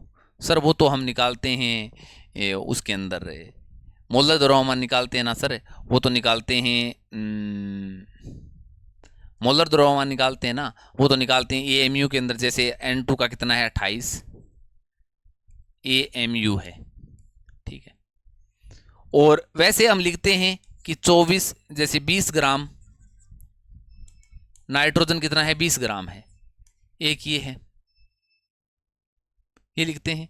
इसका मतलब सर इसमें क्या अंतर हुआ? कभी हम ग्राम में लिखते हैं द्रव्यमान को, कभी AMU में लिखते हैं, इसका कोई आपस में संबंध है क्या? है, आप याद करो, मैं आपको ये बता के आया हूं, 1 AMU बराबर कितना होता है, 1.67 गुणा 10 की पावर लगभग कितना होता है, -27 kg होता है। ये बता के आया हो नहीं आया? आए हो सर? ठीक है, तो अगर मैं ध्यान रखना कभी आपको ये कहूं कि जैसे मैं ये कह दिया नाइट्रोजन परमाणु है, नाइट्रोजन परमाणु का द्रव्यमान, नाइट्रोजन परमाणु का द्रव्यमान मैंने ये लिख दिया कि ये है 14 AMU। एक मैंने लिख दिया नाइट्रोजन परमाणु का द्रव्यमान, नाइट्रोजन परमाणु का द्रव्यमान वो लिख दिया 14 ग्राम। इसमें अंतर क्या है मुझे ये बता दो बस। दोनों एक ही चीजें हैं, अलग अलग हैं? सर इसमें अंतर ये है कि ये चीज एक तो नहीं है, क्योंकि आपने बताया था एक AMU बराबर इतना क्या होता है, kg होता है, तो इसको हम बदल लेंगे।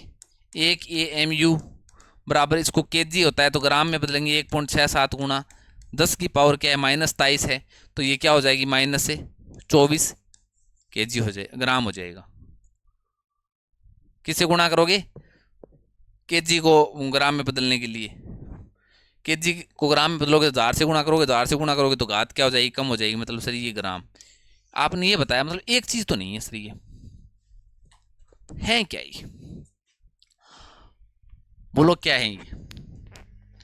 ध्यान रखना टाबरो, अगर आपको कभी भी ये दे दे नाइट्रोजन परमाणु का द्रव्यमान 14 ग्राम है, इसका मतलब ये हुआ कि 1 मोल नाइट्रोजन परमाणु का द्रव्यमान है 14 मोल। 1 मोल आपने नाइट्रोजन जो परमाणु ले रखे ना, उनका द्रव्यमान है 14 ग्राम, इसका मतलब ये हुआ।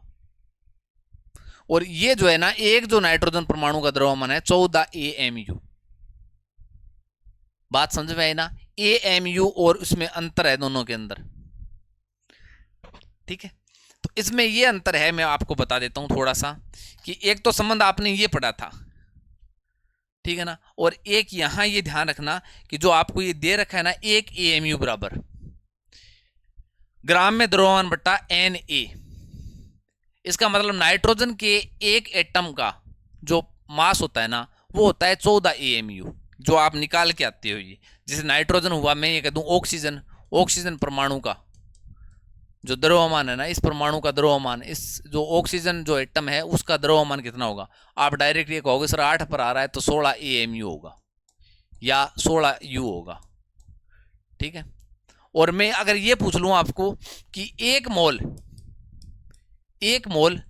ऑक्सीजन परमाणु का द्रव्यमान कितना होगा, तो आप डायरेक्ट ये कह दोगे कि 16 AU नहीं होगा, 16 ग्राम होगा, ये होगा। क्यों होगा? क्योंकि डायरेक्ट मैं आपको बताता हूं, आप वैसे निकाल भी सकते हो। वही बात है कि एक मोल, आपको मुझे ये बताओ, एक मोल ऑक्सीजन परमाणु का द्रव्यमान आपको ज्ञात करना है। क्या ज्ञात करना है? एक मोल ऑक्सीजन परमाणु का द्रव्यमान। आपको पता है सर, आपने बताया था एक मोल ऑक्सीजन परमाणु का जो द्रव्यमान होता है ना, वो उसके मोलर द्रव्यमान के क्या होता है, बराबर होता है। मोलर द्रव्यमान 16 है, परंतु ध्यान रखना ऑक्सीजन एक मोल, अगर आपको पूछ ले एक मोल का द्रव्यमान, उसको सर ग्राम में दर्शाते हैं हम। ठीक है, तो मैंने ये कह दिया एक मोल ऑक्सीजन परमाणु का द्रव्यमान कितना होगा, तो इसका मतलब सर मोल का मान एक लेना है, M/MA। एक MA का मान हमें फिक्स पता है कि ऑक्सीजन परमाणु का जो द्रव्यमान होता है वो 16 AMU होता है। ध्यान रखना AMU होता है, और उसका हमें M का मान ग्राम में है वो ज्ञात करना है। इसका मतलब ग्राम में M का मान है ना, ग्राम में वो कितना होगा, 16 होगा। ध्यान रखना ये 16 जो ग्राम के अंदर आएगा, ये M का मान निकल के आएगा, ये किसके अंदर आएगा मुझे बताओ। ये 16 लिख दिया, M का मान जो निकल के आएगा ना वो आएगा 16। इसका मतलब ये 16 हमेशा ग्राम में होता है। ठीक है ना, मोटा मोटी ये आपके समझ में आ गया होगा। ये आपके समझ में नहीं आए तो ये आप डायरेक्ट ध्यान में रखना कि एक AMU बराबर है ना, एक AMU बराबर, एक AMU इतना छोटा होता है कि एक AMU बराबर होता है ग्राम में द्रव्यमान बट्टा NA। ये आप डायरेक्ट ध्यान में रख सकते हो। आपको होता है एक मोल O2 परमाणु का द्रव्यमान। आपको ऐसा पूछेगा डायरेक्ट कि एक मोल O2 परमाणु का द्रव्यमान, तो आपको 16 ग्राम नहीं, आपको तो उस फॉर्मूले से निकालना है। पर आपकी जानकारी के लिए मैंने बताया कि एक AMU है ना, एक AMU बराबर कितना होता है, 1 ग्राम में Na का भाग दोगे ना तब आएगा एक AMU। इसका मतलब सर ये हुआ कि एक AMU बराबर, यहाँ 1.67 गुणा 10 की पावर 27 kg पड़ा था, और यहाँ क्या पढ़ेंगे, एक AMU के बराबर 1/6.023 गुणा 10 की पावर 23 ग्राम। ये दोनों संबंध होते हैं सर। ये तो फिर दोनों अलग अलग हो गए, अलग अलग नहीं हुए, ध्यान रखना अलग अलग नहीं हुए। जब आप इस 23 को ऊपर लेके जाओगे तो माइनस में होंगी, तो यहां से एक पॉइंट हटाओगे ना तो लगभग आपके यही मान निकल के आएगा। ध्यान रखना ये ग्राम में यही है, वही ग्राम में है, तो दोनों चीजें एक ही होती हैं। ध्यान रखना, तो आप थोड़ा सा इसमें कंफ्यूज मत होना, आप इतना ध्यान में रखना है। ये अगर आपको डायरेक्ट एक मोल हाइड्रोजन परमाणु के अंदर पूछ ले तो आपको बस डायरेक्ट फॉर्मूले लगाने, आपसे और कोई मतलब नहीं है। पर आपके नॉलेज के लिए होना चाहिए कि एक AMU और जो ग्राम में द्रव्यमान होता है उसमें अंतर होता है।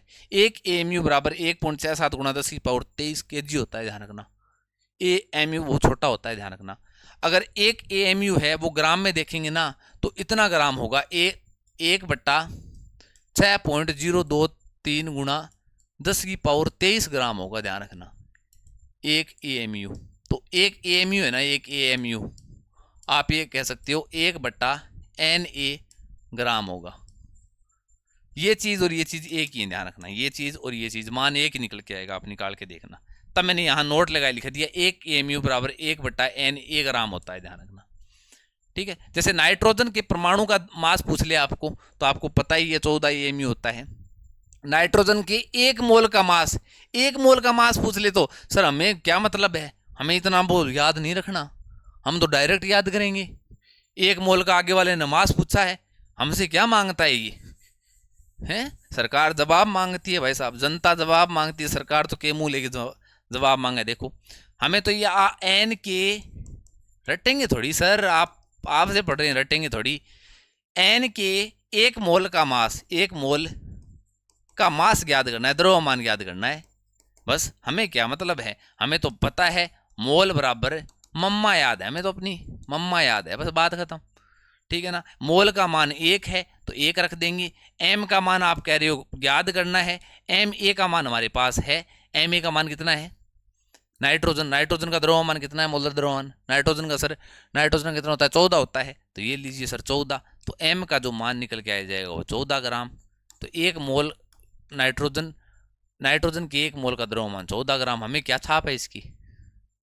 नाइट्रोजन के इतने 6.023 एटम का जो मास होता है वो 14 ग्राम होता है। इससे एक चीज ये स्पष्ट होती है कि नाइट्रोजन के एक परमाणु होता है ना, एक परमाणु, उसका द्रव्यमान 14 एएमयू होता है, ठीक है। और नाइट्रोजन के ना इतने 6.023 गुणा 10 की पावर 3 जो परमाणु होते हैं ना, उनका मास 14 ग्राम होता है। देख लो कितना अंतर होता है।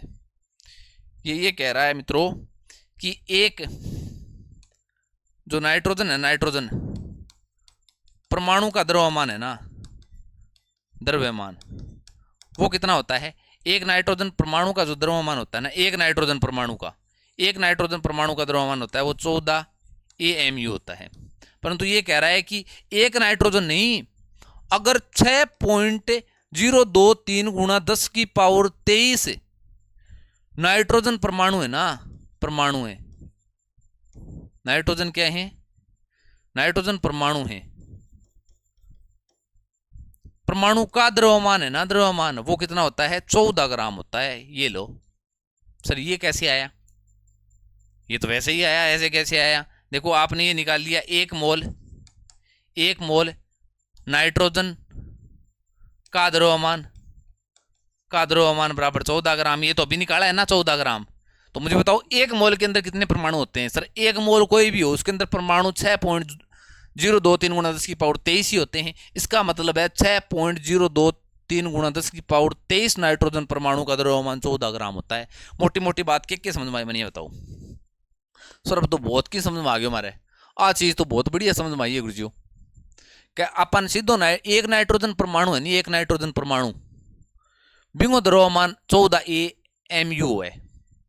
परंतु अगर थाने यह पूछ लेनी कि 14 ग्राम कितना परमाणुओं को है, एक नाइट्रोजन परमाणु तो 14 एएमयू है, थाने पूछ ले कि कितना नाइट्रोजन परमाणु द्रव्यमान 14 ग्राम हो है, तो थी को 6.023 गुणा 10 की पावर 23 नाइट्रोजन परमाणु है नहीं, बांगो द्रव्यमान है 14 ग्राम। क्यों है? क्योंकि मैं तो काट के देखिए यार, बहुत बढ़िया बात है। तो टावरो मतलब एक को द्रव्यमान है वो 1 एमयू, 2 को एक को द्रव्यमान है नाइट्रोजन को वो 14 एएमयू, 2 नाइट्रोजन परमाणुओं की तो हो रहा है 14 2 28 एएमयू, तीनों की तो हो रहा है 14 14 14 42 एएमयू। और यही 1.602 गुणा 10 की पावर 23 नाइट्रोजन परमाणुओं का द्रव्यमान का डांगनी वो कितो होगा? वो 14 ग्राम। आई ना बात समझ में? वाह सर, क्या बात लिखी है आपने, मजा ही आ गया। कार्बन के एक एटम का द्रव्यमान क्या होगा? अरे कार्बन का एक एटम परमाणु का द्रव्यमान क्या होगा? देखो कार्बन के एक एटम, एक परमाणु का द्रव्यमान क्या होगा? सर डायरेक्ट आप यहां से देख सकते हो। देखो कार्बन का एक परमाणु का द्रव्यमान पूछा है आपको। कार्बन का एक परमाणु का द्रव्यमान है ना 12 एएमयू के बराबर इतना हो जाएगा, इतना ग्राम में हो जाएगा डायरेक्ट। चलो कार्बन का एक परमाणु का द्रव्यमान पूछा है आपको, ठीक है, चलो देखते हैं उससे निकलता है क्या। कार्बन का एक परमाणु होता है ना, उसका द्रव्यमान पूछा है आपको, ठीक है। ये कार्बन है तो मोल बराबर सर हमें तो इतना है Ma बराबर नन्ना, इतना पता है हमें, तो बस ये पता है हमें। आगे वाले ने कार्बन दे रखा है सर, मोटा मोटी हमें कार्बन दे रखा है। सूत्र का देखते हैं क्या निकलता है, वरना डायरेक्ट ही बता सकते हो, कोई दिक्कत नहीं है। सूत्र में आते हैं, चलो बात करते हैं। सर हमें कार्बन दे रखा है, सी दे रखा है, एक परमाणु दे रखा है। कितना परमाणु दे रखा है? एक परमाणु दे रखा है आपने। इसका मतलब परमाणु एम का मान आपको कितना दे रखा है? सर एम का मान एम का मान तो हमें ज्ञात नहीं दे रखा, परंतु एम ए का मान हम जरूर ज्ञात कर सकते हैं। कार्बन का जो एक परमाणु का कितना होता है? कार्बन का सर 6 नंबर पे आता है तो 12 होता है। सर ये 12 लिख देंगे। और क्या दे रखा है आपको? सर इसमें कुछ ना कुछ और दे रखा है। एक परमाणु दे रखा है, मतलब कणों की संख्या। एन का मान आपको कितना दे रखा है? सर 1 दे रखा है, तो एन का मान बराबर 1 रख देंगे। एन का मान 1 रख देंगे। एक रख देंगे। तो और क्या है, एन ए का मान हमें पता है सर, वाह मजा आ गई, एन ए का मान फिक्स होता है। इसका मतलब हमें क्या पूछा है, द्रव्यमान पूछा है, मतलब एम का मान पूछा है, एम का तो मान पूछा है। इसका मतलब इसका पक्षांतरण कर देंगे, एम बराबर 12/एन ए हो जाएगा सर, और एम बराबर 12/एन ए ग्राम हो जाएगा। ये एम का मान हमेशा ग्राम में होता है। तो सर हमें इससे क्या मतलब, हम तो डायरेक्ट फॉर्मूला लगाएंगे, मम्मा नन्ना को याद करेंगे और हमें कोई मतलब नहीं है। बस इसके अंदर पकड़ना जो आपको चाहिए वो दे रखा है, और डायरेक्ट आप मोल भी पहले याद कर सकते हो, कोई दिक्कत नहीं है। तीनों चीजें बराबर तो हैं ये, तो इससे मोल याद कर लो। सर पहले आपने कहा था मोल याद करने हैं, तो वैसा मोल याद कर लो। सर मम्मा, सर इस फॉर्मूले से मोल याद नहीं कर सकते, इससे तो हमें एम तो याद ही करना है। तो फिर दूसरा फॉर्मूला क्या बनता, दूसरा फॉर्मूला सर ये बनता नन्ना। इसका मतलब एन का मान सर हमें एक दे रखा है, और एन ए हमारे पास फिक्स है, तो एक बार एन ए लिख देते हैं। इसका मतलब मोल का जो मोल बराबर क्या आया, मोल बराबर आया 1/एन ए, और मोल बराबर होता क्या है सर, मम्मा होता है, तो मम्मा होता है बस। तो अब एम का मान, एम ए का मान पता है आपको, एम का मान याद कर लो, चीज वही है, घूम फिर के वही आ रही है। वाह सर क्या बात है, आपने क्या बताया। देखो मेरो जी शोर हो रही है थाने, समझ मारी है मैंने, दिखा है चौकी तरिया सुनी तरिया दिखा है थे को वास्तव में हाल कर दिया। और घड़ी देख के देख लियो मोल की क्लास थार समझ में आ जाएगी कि गोल करे अगलो। एस टी पी पर 0.1 मोल CH4 का आयतन क्या होगा। सर बस मानने तो थारो चित्र है, आयतन अगले पूछ लियो नहीं यार, वो क्या पूछो है, एस टी पी पर 1 मोल को पूछ लियो। तो मोल बराबर सर है, मोल बराबर V/22.4 लिख देंगे, मोल बराबर V/22.4 लिख देंगे, आयतन याद कर लेंगे, आयतन V को मान याद करना, मोल ने गुणों कर लेंगे, इतना आ जाएगा। अब देखो 12वां क्वेश्चन, 12वां क्वेश्चन है वो 12 पॉइंट है, 12 पॉइंट है क्वेश्चन सीधो ही है। 12.044 गुणा 10⁻23 हीलियम परमाणु में मोल की संख्या याद करो। सर देखो हीलियम परमाणु है, मान ली बात, 12.044 मोल गुणा 10⁻23 हीलियम परमाणु। हीलियम के कितने परमाणु हैं, इतने परमाणु हीलियम के। ठीक है सर, हमें क्या है, हमें तो मोल याद करना है, मोल याद करना है, तो परमाणु दे रखे हैं तो ये लगा देंगे, बस बात खत्म। एन का मान हमें दे रखा है सर, ये जो दे रखा है, और एन ए का मान हम रख देंगे, ये रख देंगे, लगभग 2 मोल के लगभग आ जाएगा, पॉइंटों में आएगा। ठीक है सर, उसके बाद में देखो निम्न पदार्थों के मोलर द्रव्यमान के, मोलर द्रव्यमान तो आपको पता है, सल्फर S8 का, सल्फर का अणु होता है ना S8 के रूप में मिलता है, ध्यान रखना। ऑक्सीजन का O2 के रूप में, नाइट्रोजन का N2 के रूप में, बस यही पूछेंगे, इसके अलावा नहीं पूछेगा। और सल्फर में आप गुणा कर देना 32 से 8 को, इतना ग्राम आ जाएगा। एथाइन का पूछ ले C2H2, ये एथाइन का सूत्र होता है, आगे पढ़ेंगे कार्बोहाइड्रेट में, तो बस मान निकालना है। कार्बन का कितना है, 2 से 12 से गुणा कर लेना। कार्बन के 2 परमाणु हैं, हाइड्रोजन का 1 होता है, 2 हैं हाइड्रोजन, तो 2 गुणा 1 हो जाएगा, इतना निकल के आ जाएगा। ये तो मैंने ऐसे ही दे दिया बीच में क्वेश्चन। चलो आगे वाला क्वेश्चन देखो, कितना क्वेश्चन रहे, जपाए जब करो थे ही करोगा। अब 12 ग्राम ऑक्सीजन गैस में, ऑक्सीजन गैस दे दी थोड़ा O2 लिख लियो पहले, मैं मोलों की संख्या, सर मोलों की संख्या याद कर ली, ऑक्सीजन गैस हमें दे दी, 12 ग्राम दे रखा है, क्या चाहिए, हो जाएगा 12 ग्राम जल में मोल। सर 12 ग्राम जल में मोल, सर ये जी बकवास क्वेश्चन क्यों दे रहे हो हमें। 0.2 मोल ऑक्सीजन परमाणु का दिया गया द्रव्यमान याद करो। अरे यार यूं किए वही प्रश्न और आगे गुरजियो ना दो ईशा प्रश्न अब थे जी देने लग गया, एटावरो जी को नहीं, बढ़िया प्रश्न है ये। तो आपका कॉन्सेप्ट क्लियर हो गया तब लग रहा है, वरना गोल ऐसे होते हैं समझ में नहीं आता है, बढ़िया लेवल के सुनाते हैं, वहां एग्जाम में गोल हो जाते हैं बच्चे। ठीक है ना। 16 ग्राम ठोस सल्फर में से सल्फर S2 के अणुओं की संख्या का परिकलन कीजिए। ये क्वेश्चन बढ़िया क्वेश्चन है, बढ़िया लेवल का क्वेश्चन है, इसे वो आप ही समझोगे। देखो 16 ग्राम ठोस सल्फर से, अलग से लिखता हूं, उसमें अंदर थोड़ा सा मिस्टेक कर रखी है प्रश्न के अंदर। 16 ग्राम ठोस सल्फर, ठोस सल्फर से सल्फर के अणुओं की संख्या, 16 ग्राम ठोस सल्फर में सल्फर के अणुओं की संख्या बताओ, अणुओं की संख्या बताओ। सल्फर के जो अणु है आपको देगा S8 के रूप में, उसके अंदर अणुओं की संख्या बताओ। सर देखो यहां आप दिमाग लगाना है वैसा थोड़ा सा, ऐसे क्वेश्चनों में थोड़ा बहुत दिमाग लगाना है। अब यहाँ जो सल्फर दे रखा है आपको डायरेक्ट, ये सल्फर क्या है सर, जो हमें सल्फर दे रखा है ये एक परमाणु है, ठीक है ना। ऐसे बहुत सारे परमाणु हैं, और परमाणु आपको पता है स्वतंत्र नहीं रह सकता, वो आपस में मिलकर कोई अणु मिला रहा होगा, इसलिए ये कह दिया कि ये आपको है ना 16 ग्राम आपको सल्फर दे दी। यहाँ ये सल्फर है, बहुत सारे सल्फर के परमाणु हैं, ठीक है ना, सल्फर के परमाणु दे दिए। अब ये जो सल्फर के परमाणु दिए हैं आपको, तो ये ध्यान रखना है, ये आठ जो परमाणु है ना आपस में मिलकर क्या बना रहे हैं, एक सल्फर का अणु बना रहे हैं। जैसे 2 ऑक्सीजन परमाणु है ना आपस में मिलकर एक ऑक्सीजन अणु बनाते हैं, ठीक है। हमें वो पता नहीं सर, जो हमें यहाँ दे रखा है ना 16 ग्राम ठोस सल्फर दे रखा है हमें, इससे हम एक चीज याद कर सकते हैं बस, ठीक है। यहाँ सर 16 ग्राम दे रखा है, तो यहाँ सर एक तो हम मोल याद कर सकते हैं, एक तो सर मोल बराबर मम्मा बराबर नन्ना, सर हम एक तो मोल याद कर सकते हैं। यहाँ से मोल कितना होगा, मोल बराबर एम का मान कितना है, एम का मान 16 ग्राम दे रखा है, एम ए का मान सल्फर कितने नंबर पर आती है, 16 पे आती है, द्रव्यमान कितना होता है 32 होता है, इसका मतलब 1/2 मोल होगा सर। इसका मतलब जो सल्फर है ना ठोस सल्फर, वो कितनी है 1/2 मोल है, 1/2 मोल है। और आपको पता है कि 1 मोल, अब भूल गया पूछूं मैंने, 1 मोल ठोस सल्फर के परमाणु हैं, 1 मोल ठोस सल्फर के परमाणु हैं, 1 मोल ठोस सल्फर के परमाणु हैं, तो उसके अंदर मुझे बताओ सल्फर के कणों की संख्या कितनी होगी। सल्फर की बात चली है, अभी अणु की बात ही नहीं करा मैं, सल्फर की बात हो रही है यहाँ, क्योंकि सल्फर ही दे रखा है सर हमें 16 ग्राम, तो जो निकल के आएगा ना ये 1/2 मोल है ना, ये ठोस सल्फर के हैं, ध्यान रखना। इसका मतलब ये हुआ सर 1 मोल है ना, 1 मोल ठोस सल्फर है ना, ठोस सल्फर, 1 मोल ठोस सल्फर के अंदर परमाणुओं की संख्या होती है वो Na होती है। और आधे मोल के अंदर पूछा है ना सर, आधे मोल के अंदर पूछा है, तो Na बटा कितनी हो जाएगी, 2 हो जाएगी। ये हमने आधे मोल के अंदर सल्फर के परमाणुओं की संख्या ज्ञात की है हमने।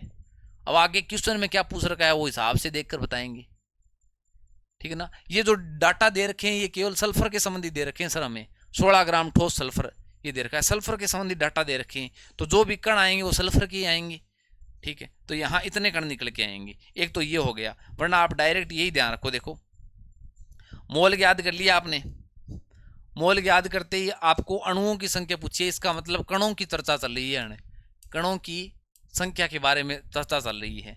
तो मुझे बताओ मोल बराबर, आपने मोल कितना याद कर लिया, मोल बराबर आधो याद कर लिए थे, इसका बराबर मोल बराबर होता क्या है, मोल बराबर एक ये भी होता है ना नन्ना, ठीक है। तो 1/2 बराबर N/Na।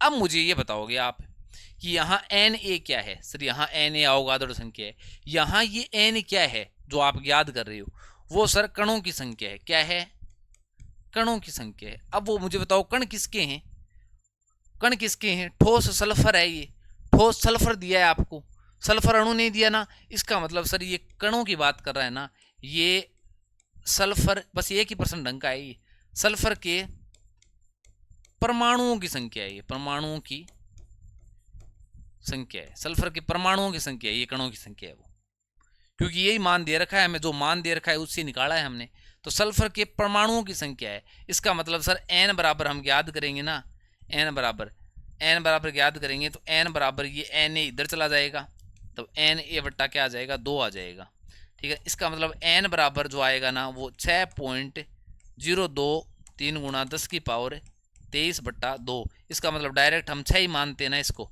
तो हम 3 गुणा 10⁻23 लिख सकते हैं। ये 3 गुणा 10⁻23 क्या है मुझे ये बता दो सर, ये आई है सल्फर, ठोस सल्फर परमाणुओं की संख्या। इसका मतलब सर इसके अंदर जो ठोस सल्फर के परमाणु है ना वो कितने भरे हुए हैं, 3 गुणा 10⁻23 भरे हुए हैं। अब आपको इसने क्या पूछ लिया, उल्टा पूछ लिया आपको ये पूछ लिया कि अब मुझे अणुओं की संख्या बताओ। जैसे हमने पहले H2O के अणु दिए थे, परमाणुओं की संख्या पूछ ली, इसने भाई साहब अणुओं की संख्या उल्टा पूछ लिया। हम मारे भाव की पूछो गुरुजियो, आज की चीज काटी है ना, ठोस काटी है में में काटी है, परमाणुओं की संख्या काटी है सल्फर के, ठीक है, मान ली बात थे, सल्फर के परमाणुओं की संख्या काटी है। अब थोड़ो सो लॉजिक दिमाग थे भी लगाओ क्या इतना परमाणु है मां, जब 8 परमाणु आपस में मिल गए अणु बनावेगा, 8 परमाणु आपस में मिलकर एक अणु बनावेगा, ठीक है। यही 16 परमाणु आपस में मिलकर कितना अणु बनावेगा रे, 16 परमाणु आपस में मिलकर कितना अणु बनावेगा सर, 2 अणु बनावेगा सल्फर का। तो सर इतना परमाणु है टोटल, तो अणु कितना होएगा, अणु कितना होएगा बताओ मैंने, अणु कितना होएगा, 8 गुणों करोगा कि भाग देगा,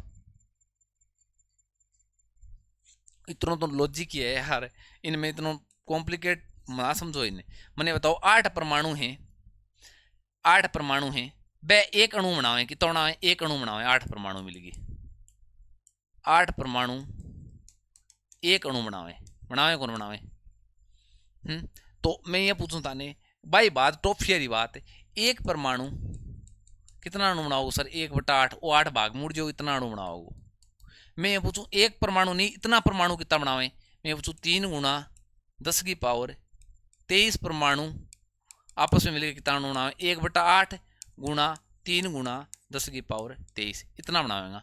इनका मतलब सीधो सीधी बात है कि हम 8 को कह दे देंगे, भाग दे देंगे, तो हम 8 को भाग दे 3 गुणा 10 की पावर 23/8, बस ये आ जाएंगे, 8 का भाग दे लेना 3 के अंदर, ठीक है ना। पॉइंट आ जाएगा, पॉइंट आ जाएगा 30 के अंदर 8 का भाग दो, 8 या 24 आ जाएगा, ठीक है। 24 बाद में कितना बच गया, 6 बच गया, 6 और बिंदी उतर जाएगी, ठीक है ना।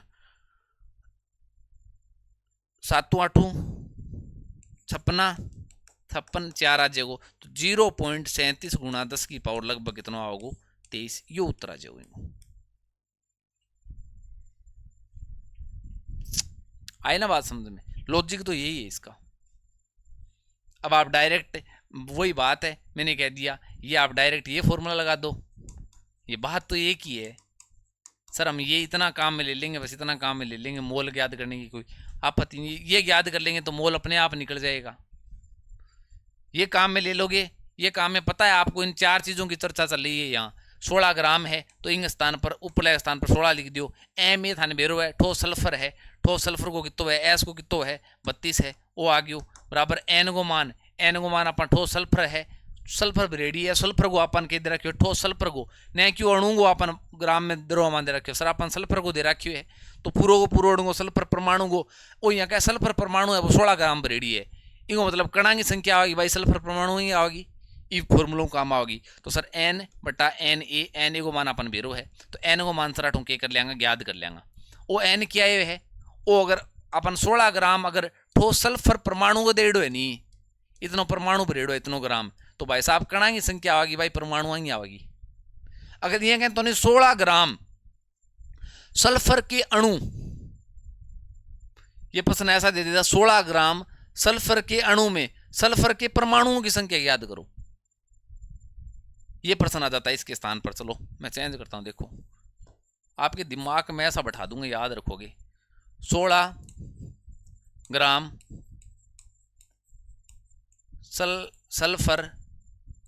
सल्फर के अणुओं में परमाणुओं की संख्या ज्ञात करो। सल्फर के अणु जिस यहां एस एट देगा आपको आगे वाला, तो आप क्या करोगे सर, हमें पहले सल्फर के अणु दे रखे हैं 16 ग्राम, इसका मतलब है ये फॉर्मूला लगा देंगे, डायरेक्ट यही काम में ले लेंगे। एम हमें दे रखा है, क्या दे रखा है, एम का मान 16 दे रखा है, और एम ए सल्फर के अणु का द्रव्यमान कितना होता है, सल्फर के अणु का द्रव्यमान 32 को 8 से मल्टीप्लाई किया था, अभी आपने देखा है, यहां याद करके आए थे ना, अभी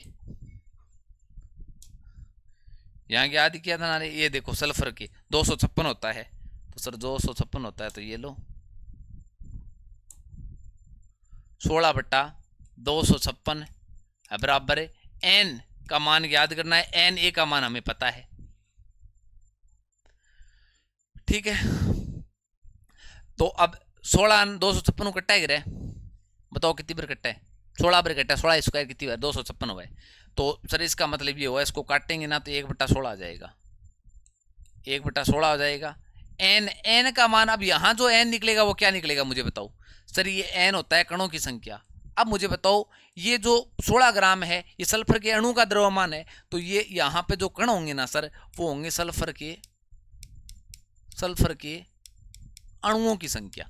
इसका मतलब सल्फर के अणुओं की संख्या एन का मान याद करेंगे, ये एन ए इधर जाएगा, एन ए बट्टा 16 ये आएगा। एन ए का मान आप कभी भी रख दो, पहले रखोगे तो समस्या होगी, लास्ट में रख दो 6.023 गुणा 10 की पावर 23। ठीक है, अब ये जो एन निकल के आया ना, ये एन निकल के आया, ये क्या निकल के आया सर, ये एन निकल गया है सल्फर के अणुओं की संख्या निकल के आई है। हमें परमाणुओं की संख्या पूछ ले तो कोई दिक्कत नहीं है सर। एक अणु में 8 परमाणु होते हैं, 8 होते हैं तो 8 से क्या कर देंगे, मल्टीप्लाई कर देंगे, 8 से मल्टीप्लाई करेंगे, 8 2 16, इसका मतलब एन ए बट्टा 2 ये निकल के आएगा सर सल्फर के परमाणुओं की संख्या। आए ना समझ में, सिस्टम हैंग कर देंगे हम, देखना 3rd ग्रेड का आए ना। अब देखो इस क्वेश्चन के अंदर थोड़ा सॉल्यूशन दे रखा है, इसमें आप कंफ्यूज होंगे, तो जो मैंने समझाया है वैसे याद कर लो। हालांकि इसने यहाँ डायरेक्ट रख दिया, डायरेक्ट भी कर सकते हैं कि मोल बराबर एम बटा एम ए, एम का मान 16 लिख दिया, यहाँ 256 लिख दिया और मोल ये निकाल लिया, मोल बराबर एन ए, इस कॉन्सेप्ट से भी कर सकते हैं। पर आपको जो मैंने समझाया है ना ये भी सही है, तरीका गलत नहीं है, एनसीईआरटी बुक के अंदर ऐसा दे रखा है। पर मैंने जो आपको समझाया वो किसी भी सवाल में कैसे भी कर लेना, वो डायरेक्ट आप इसके स्थान पर आप वो जो मैंने बताया ना वो क्या, वो जो इसी अभी आपको कराया है ना वो ये साइड में लिख लेना भाई साहब, बस ये आप मिटाई देना, और क्या है। तरीका तो ये भी सही है, ध्यान रखना। ये तरीका मतलब इसलिए अपनाया गया है डायरेक्ट, पर कई क्वेश्चनों में फेल हो जाएगा भाई ये तरीका जो मैंने बताया ना। 120 सवालों में जिंदगी में कोई भी सवाल आ जाए डायरेक्ट लगा देना, ठीक है ना। यहाँ आपके समझ में नहीं आएगा, समझ में नहीं मतलब रटना पड़ेगा, फिर आपको आप कहोगे सर यहाँ पर एम ए द्रव्यमान है वो 256 क्यों लिखा है, यहाँ तो 16 लिखना चाहिए था, 16 ग्राम, वो यहाँ तो सर सल्फर का 32 होता है, 32 लिखना चाहिए था, क्योंकि यहाँ ये बात हो रही है। तो डायरेक्ट जो मैंने तरीका बताया ना वैसे उत्तर वो इतने ही आने वाले हैं, 3.7 6 गुणा 10 की पावर। ठीक है, चलो अब देखो आगे वाले में इसने पूछ लिया 0.01 ग्राम, इसका मतलब ग्राम, इसका मतलब सर हमें एम का मान दे दिया। एल्यूमिनियम ऑक्साइड दे दिया सर हमें, ठीक है ना, एम बटा एम ए, तो एम का मान दे दिया और एम ए का मान हम एल्यूमिनियम ऑक्साइड से ज्ञात कर सकते हैं, Al2O3। एल्यूमिनियम का द्रव्यमान कितना होता है सर, 13 पर आता है, 13 2 26 से 1 अधिक 27, 27 1 का होता है 27 गुणा 2, 27 2 54।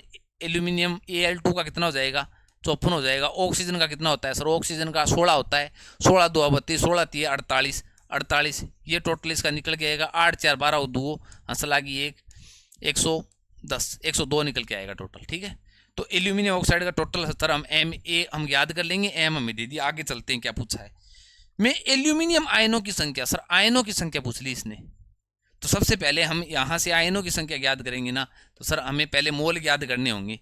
वही बात, आप मोल दिमाग में रखो, बस बात खत्म। मोल दिमाग में रखो, हर सवाल में आप उस तरीके से कर सकते हो। ठीक है, अब आपको पता है मोल कैसे याद, अरे यार कीबोर्ड के ऊपर देखो,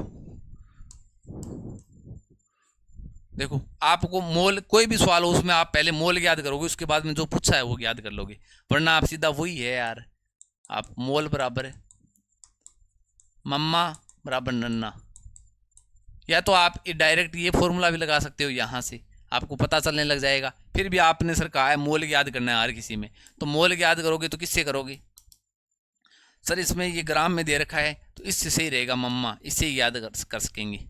ठीक है ना, तो एम का मान हमें दे रखा है, एम का मान हमें दे रखा है 0.051, ये ग्राम में होता है हमेशा, बट्टा एम ए का मान सर हमने याद कर लिया 102 होता है। ठीक है, 102 होता है, तो ये मोल कितना निकल के आता है सर, कट रहा है क्या रे, कट रहा है ना, देखो 51 दुआ 102, तो ऊपर कितने बचते हैं, ऊपर बचते हैं, ये आप यहाँ से पॉइंट डायरेक्ट हटा दीजिए, 0.051 बट्टा 102 ऐसा है, तो यहाँ से पॉइंट हटाओगे तो नीचे कितनी बिंदी आ जाएंगी, 3 आ जाएंगी, तो 51 से ये काटोगे तो 2 आएगा, 1 बट्टा 2000, ये क्या निकल के आता है, मोल निकल के आ रहा है। अब हमें क्या याद करना है सर, अब हमें एल्यूमिनियम आयनों की संख्या याद करनी है। सीधा एल्यूमिनियम आयनों की संख्या हम याद नहीं कर सकते, हम पहले Al2O3 हमें दे रखा है, ये Al2O3 सर, हम Al2O3 अणुओं की संख्या याद कर सकते हैं। इसके अणुओं की संख्या याद होगी इस मान से, इस मान से इसकी होगी, तो मुझे बताओ ये मोल बराबर ये फॉर्मूला लगा दो, एन ए बट्टा एन, मोल का मान रख दो, ठीक है। एन का, अरे यार, एन बट्टा एन ए, तो एन बट्टा एन ए, एन का मान हो जाएगा, यहाँ एन का मान निकल के आएगा, वो मुझे बताओ क्या आएगा। ये सर आएगा Al2O3 अणुओं की संख्या आएगी, ठीक है। तो एन का मान याद करोगे तो एन ए बट्टा 2000 बराबर एन, ये निकल के आया है। ये एन निकल के आया ना, वो Al2 एल्यूमिनियम ऑक्साइड के अणुओं की संख्या निकल के आई है। अब मुझे बता दो, एक एल्यूमिनियम ऑक्साइड के अणु Al2O3 है, इस अणु में एक के अंदर कितने आयन हैं सर? एक के अंदर Al2 दो ही परमाणु हैं और दो ही आयन है, ध्यान रखना, दो ही आयन है और दो ही क्या है? परमाणु है। परमाणु और आयन बराबर ही होंगे, यहाँ जो लगा होगा वही होंगे। इसका मतलब इसमें सर एल्यूमिनियम आयनों की संख्या पूछी है, मतलब एक अणु के अंदर दो अगर आयन हैं तो इतने अणुओं के अंदर कितने होंगे सर? 2 से मल्टीप्लाई कर देंगे तो 2 गुणा Na बट्टा 2000 बराबर, ये जो एन निकल के आएगा ना, ये आयनों की संख्या आएगी। तो सर 2 से 2 कट जाएगा तो Na बट्टा 1000 आएगा, ध्यान रखना। Na का वैल्यू रख दो 6.023 गुणा 10 की पावर 23 आ रहा है, बट्टा 1000 है। अब मुझे बताओ 3 बिंदी है, 3 बिंदी से कट जाएगी तो इसका आंसर कितना आएगा?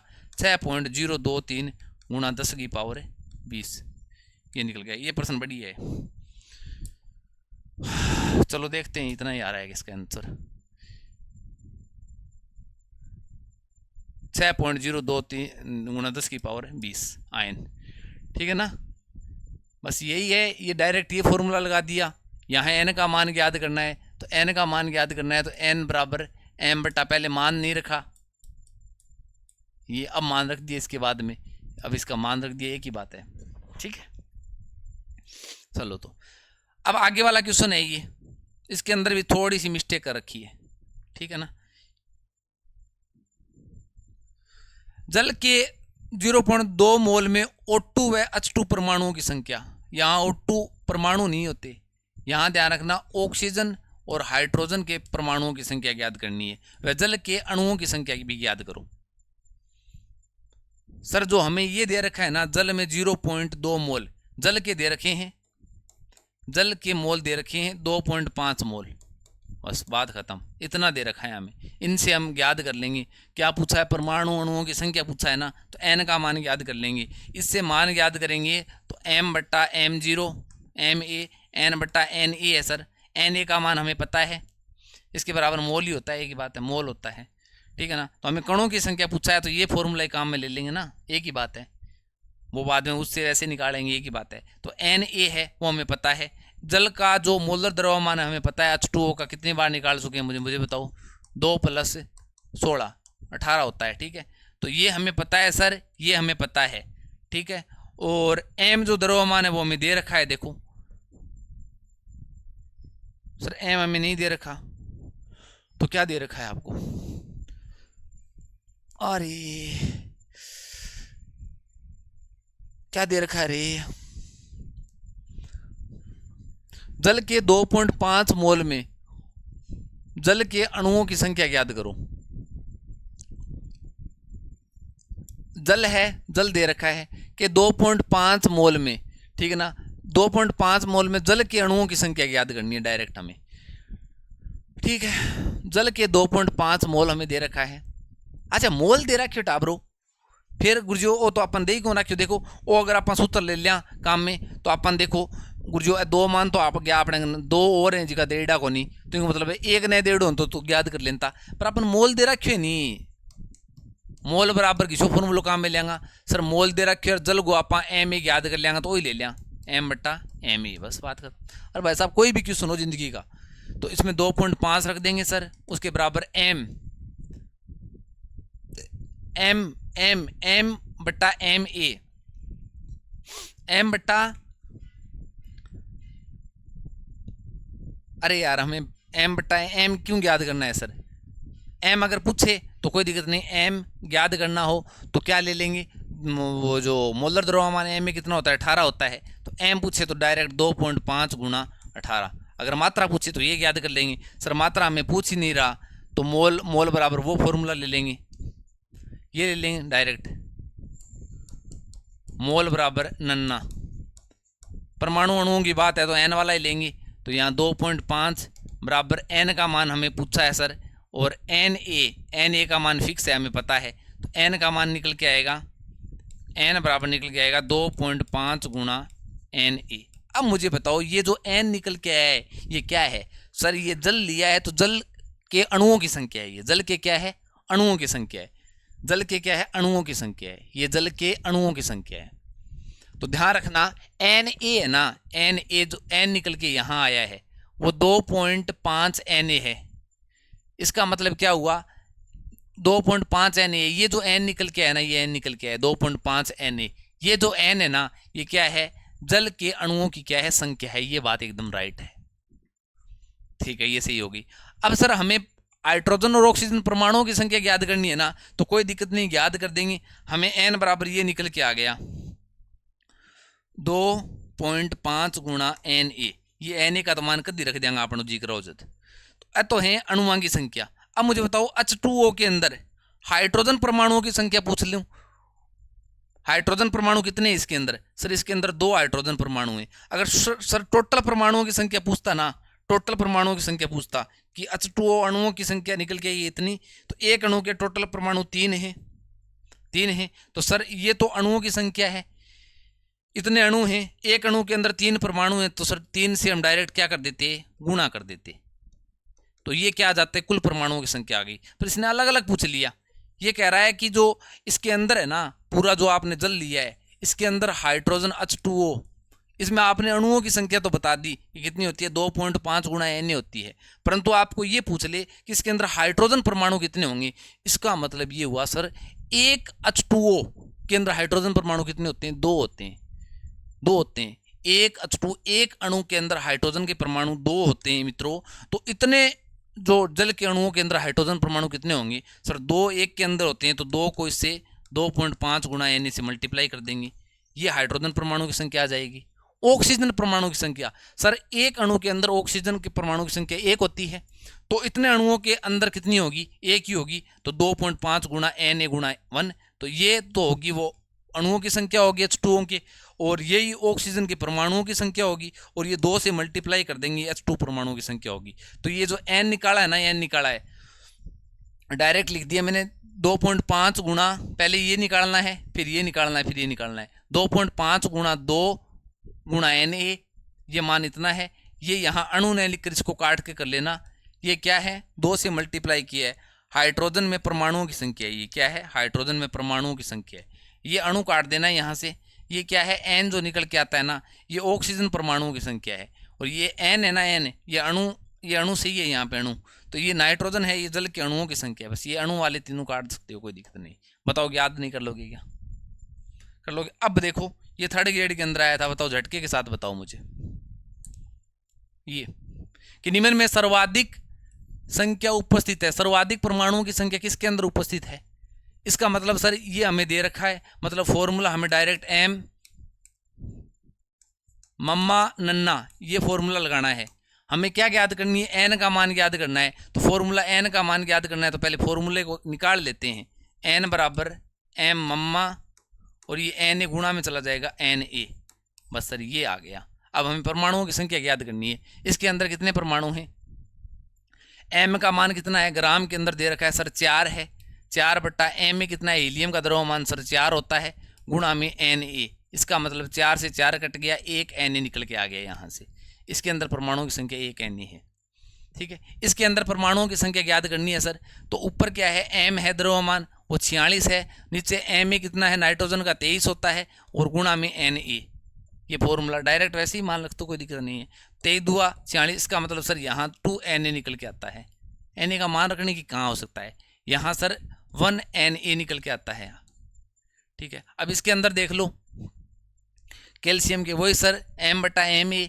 m क्या होता है? जो दे रखा है वो 0.40, और Ma इसका मूल द्रव्यमान कैल्शियम का कितना होता है? 40 होता है, गुणा में Na होगा, ठीक है ना। पॉइंट हट जाएगा तो नीचे क्या आ जाएगा? 100 आ जाएगा, 40 से 40 कट जाएगा, 1/100 Na। इसका मतलब कितना हो गया? 0.01 Na, ये हो गया। तो इसका अंदर 0.01 Na ये हो गया। इसके अंदर देखो इसके अंदर 12 है, 12 ग्राम है, तो 12/Ma हीलियम का 4 होता है, गुणा में Na, 4 को इससे काटोगे 3 आएगा, 3Na। अब मुझे बताओ इसके अंदर परमाणु किसके अंदर ज़्यादा है रे?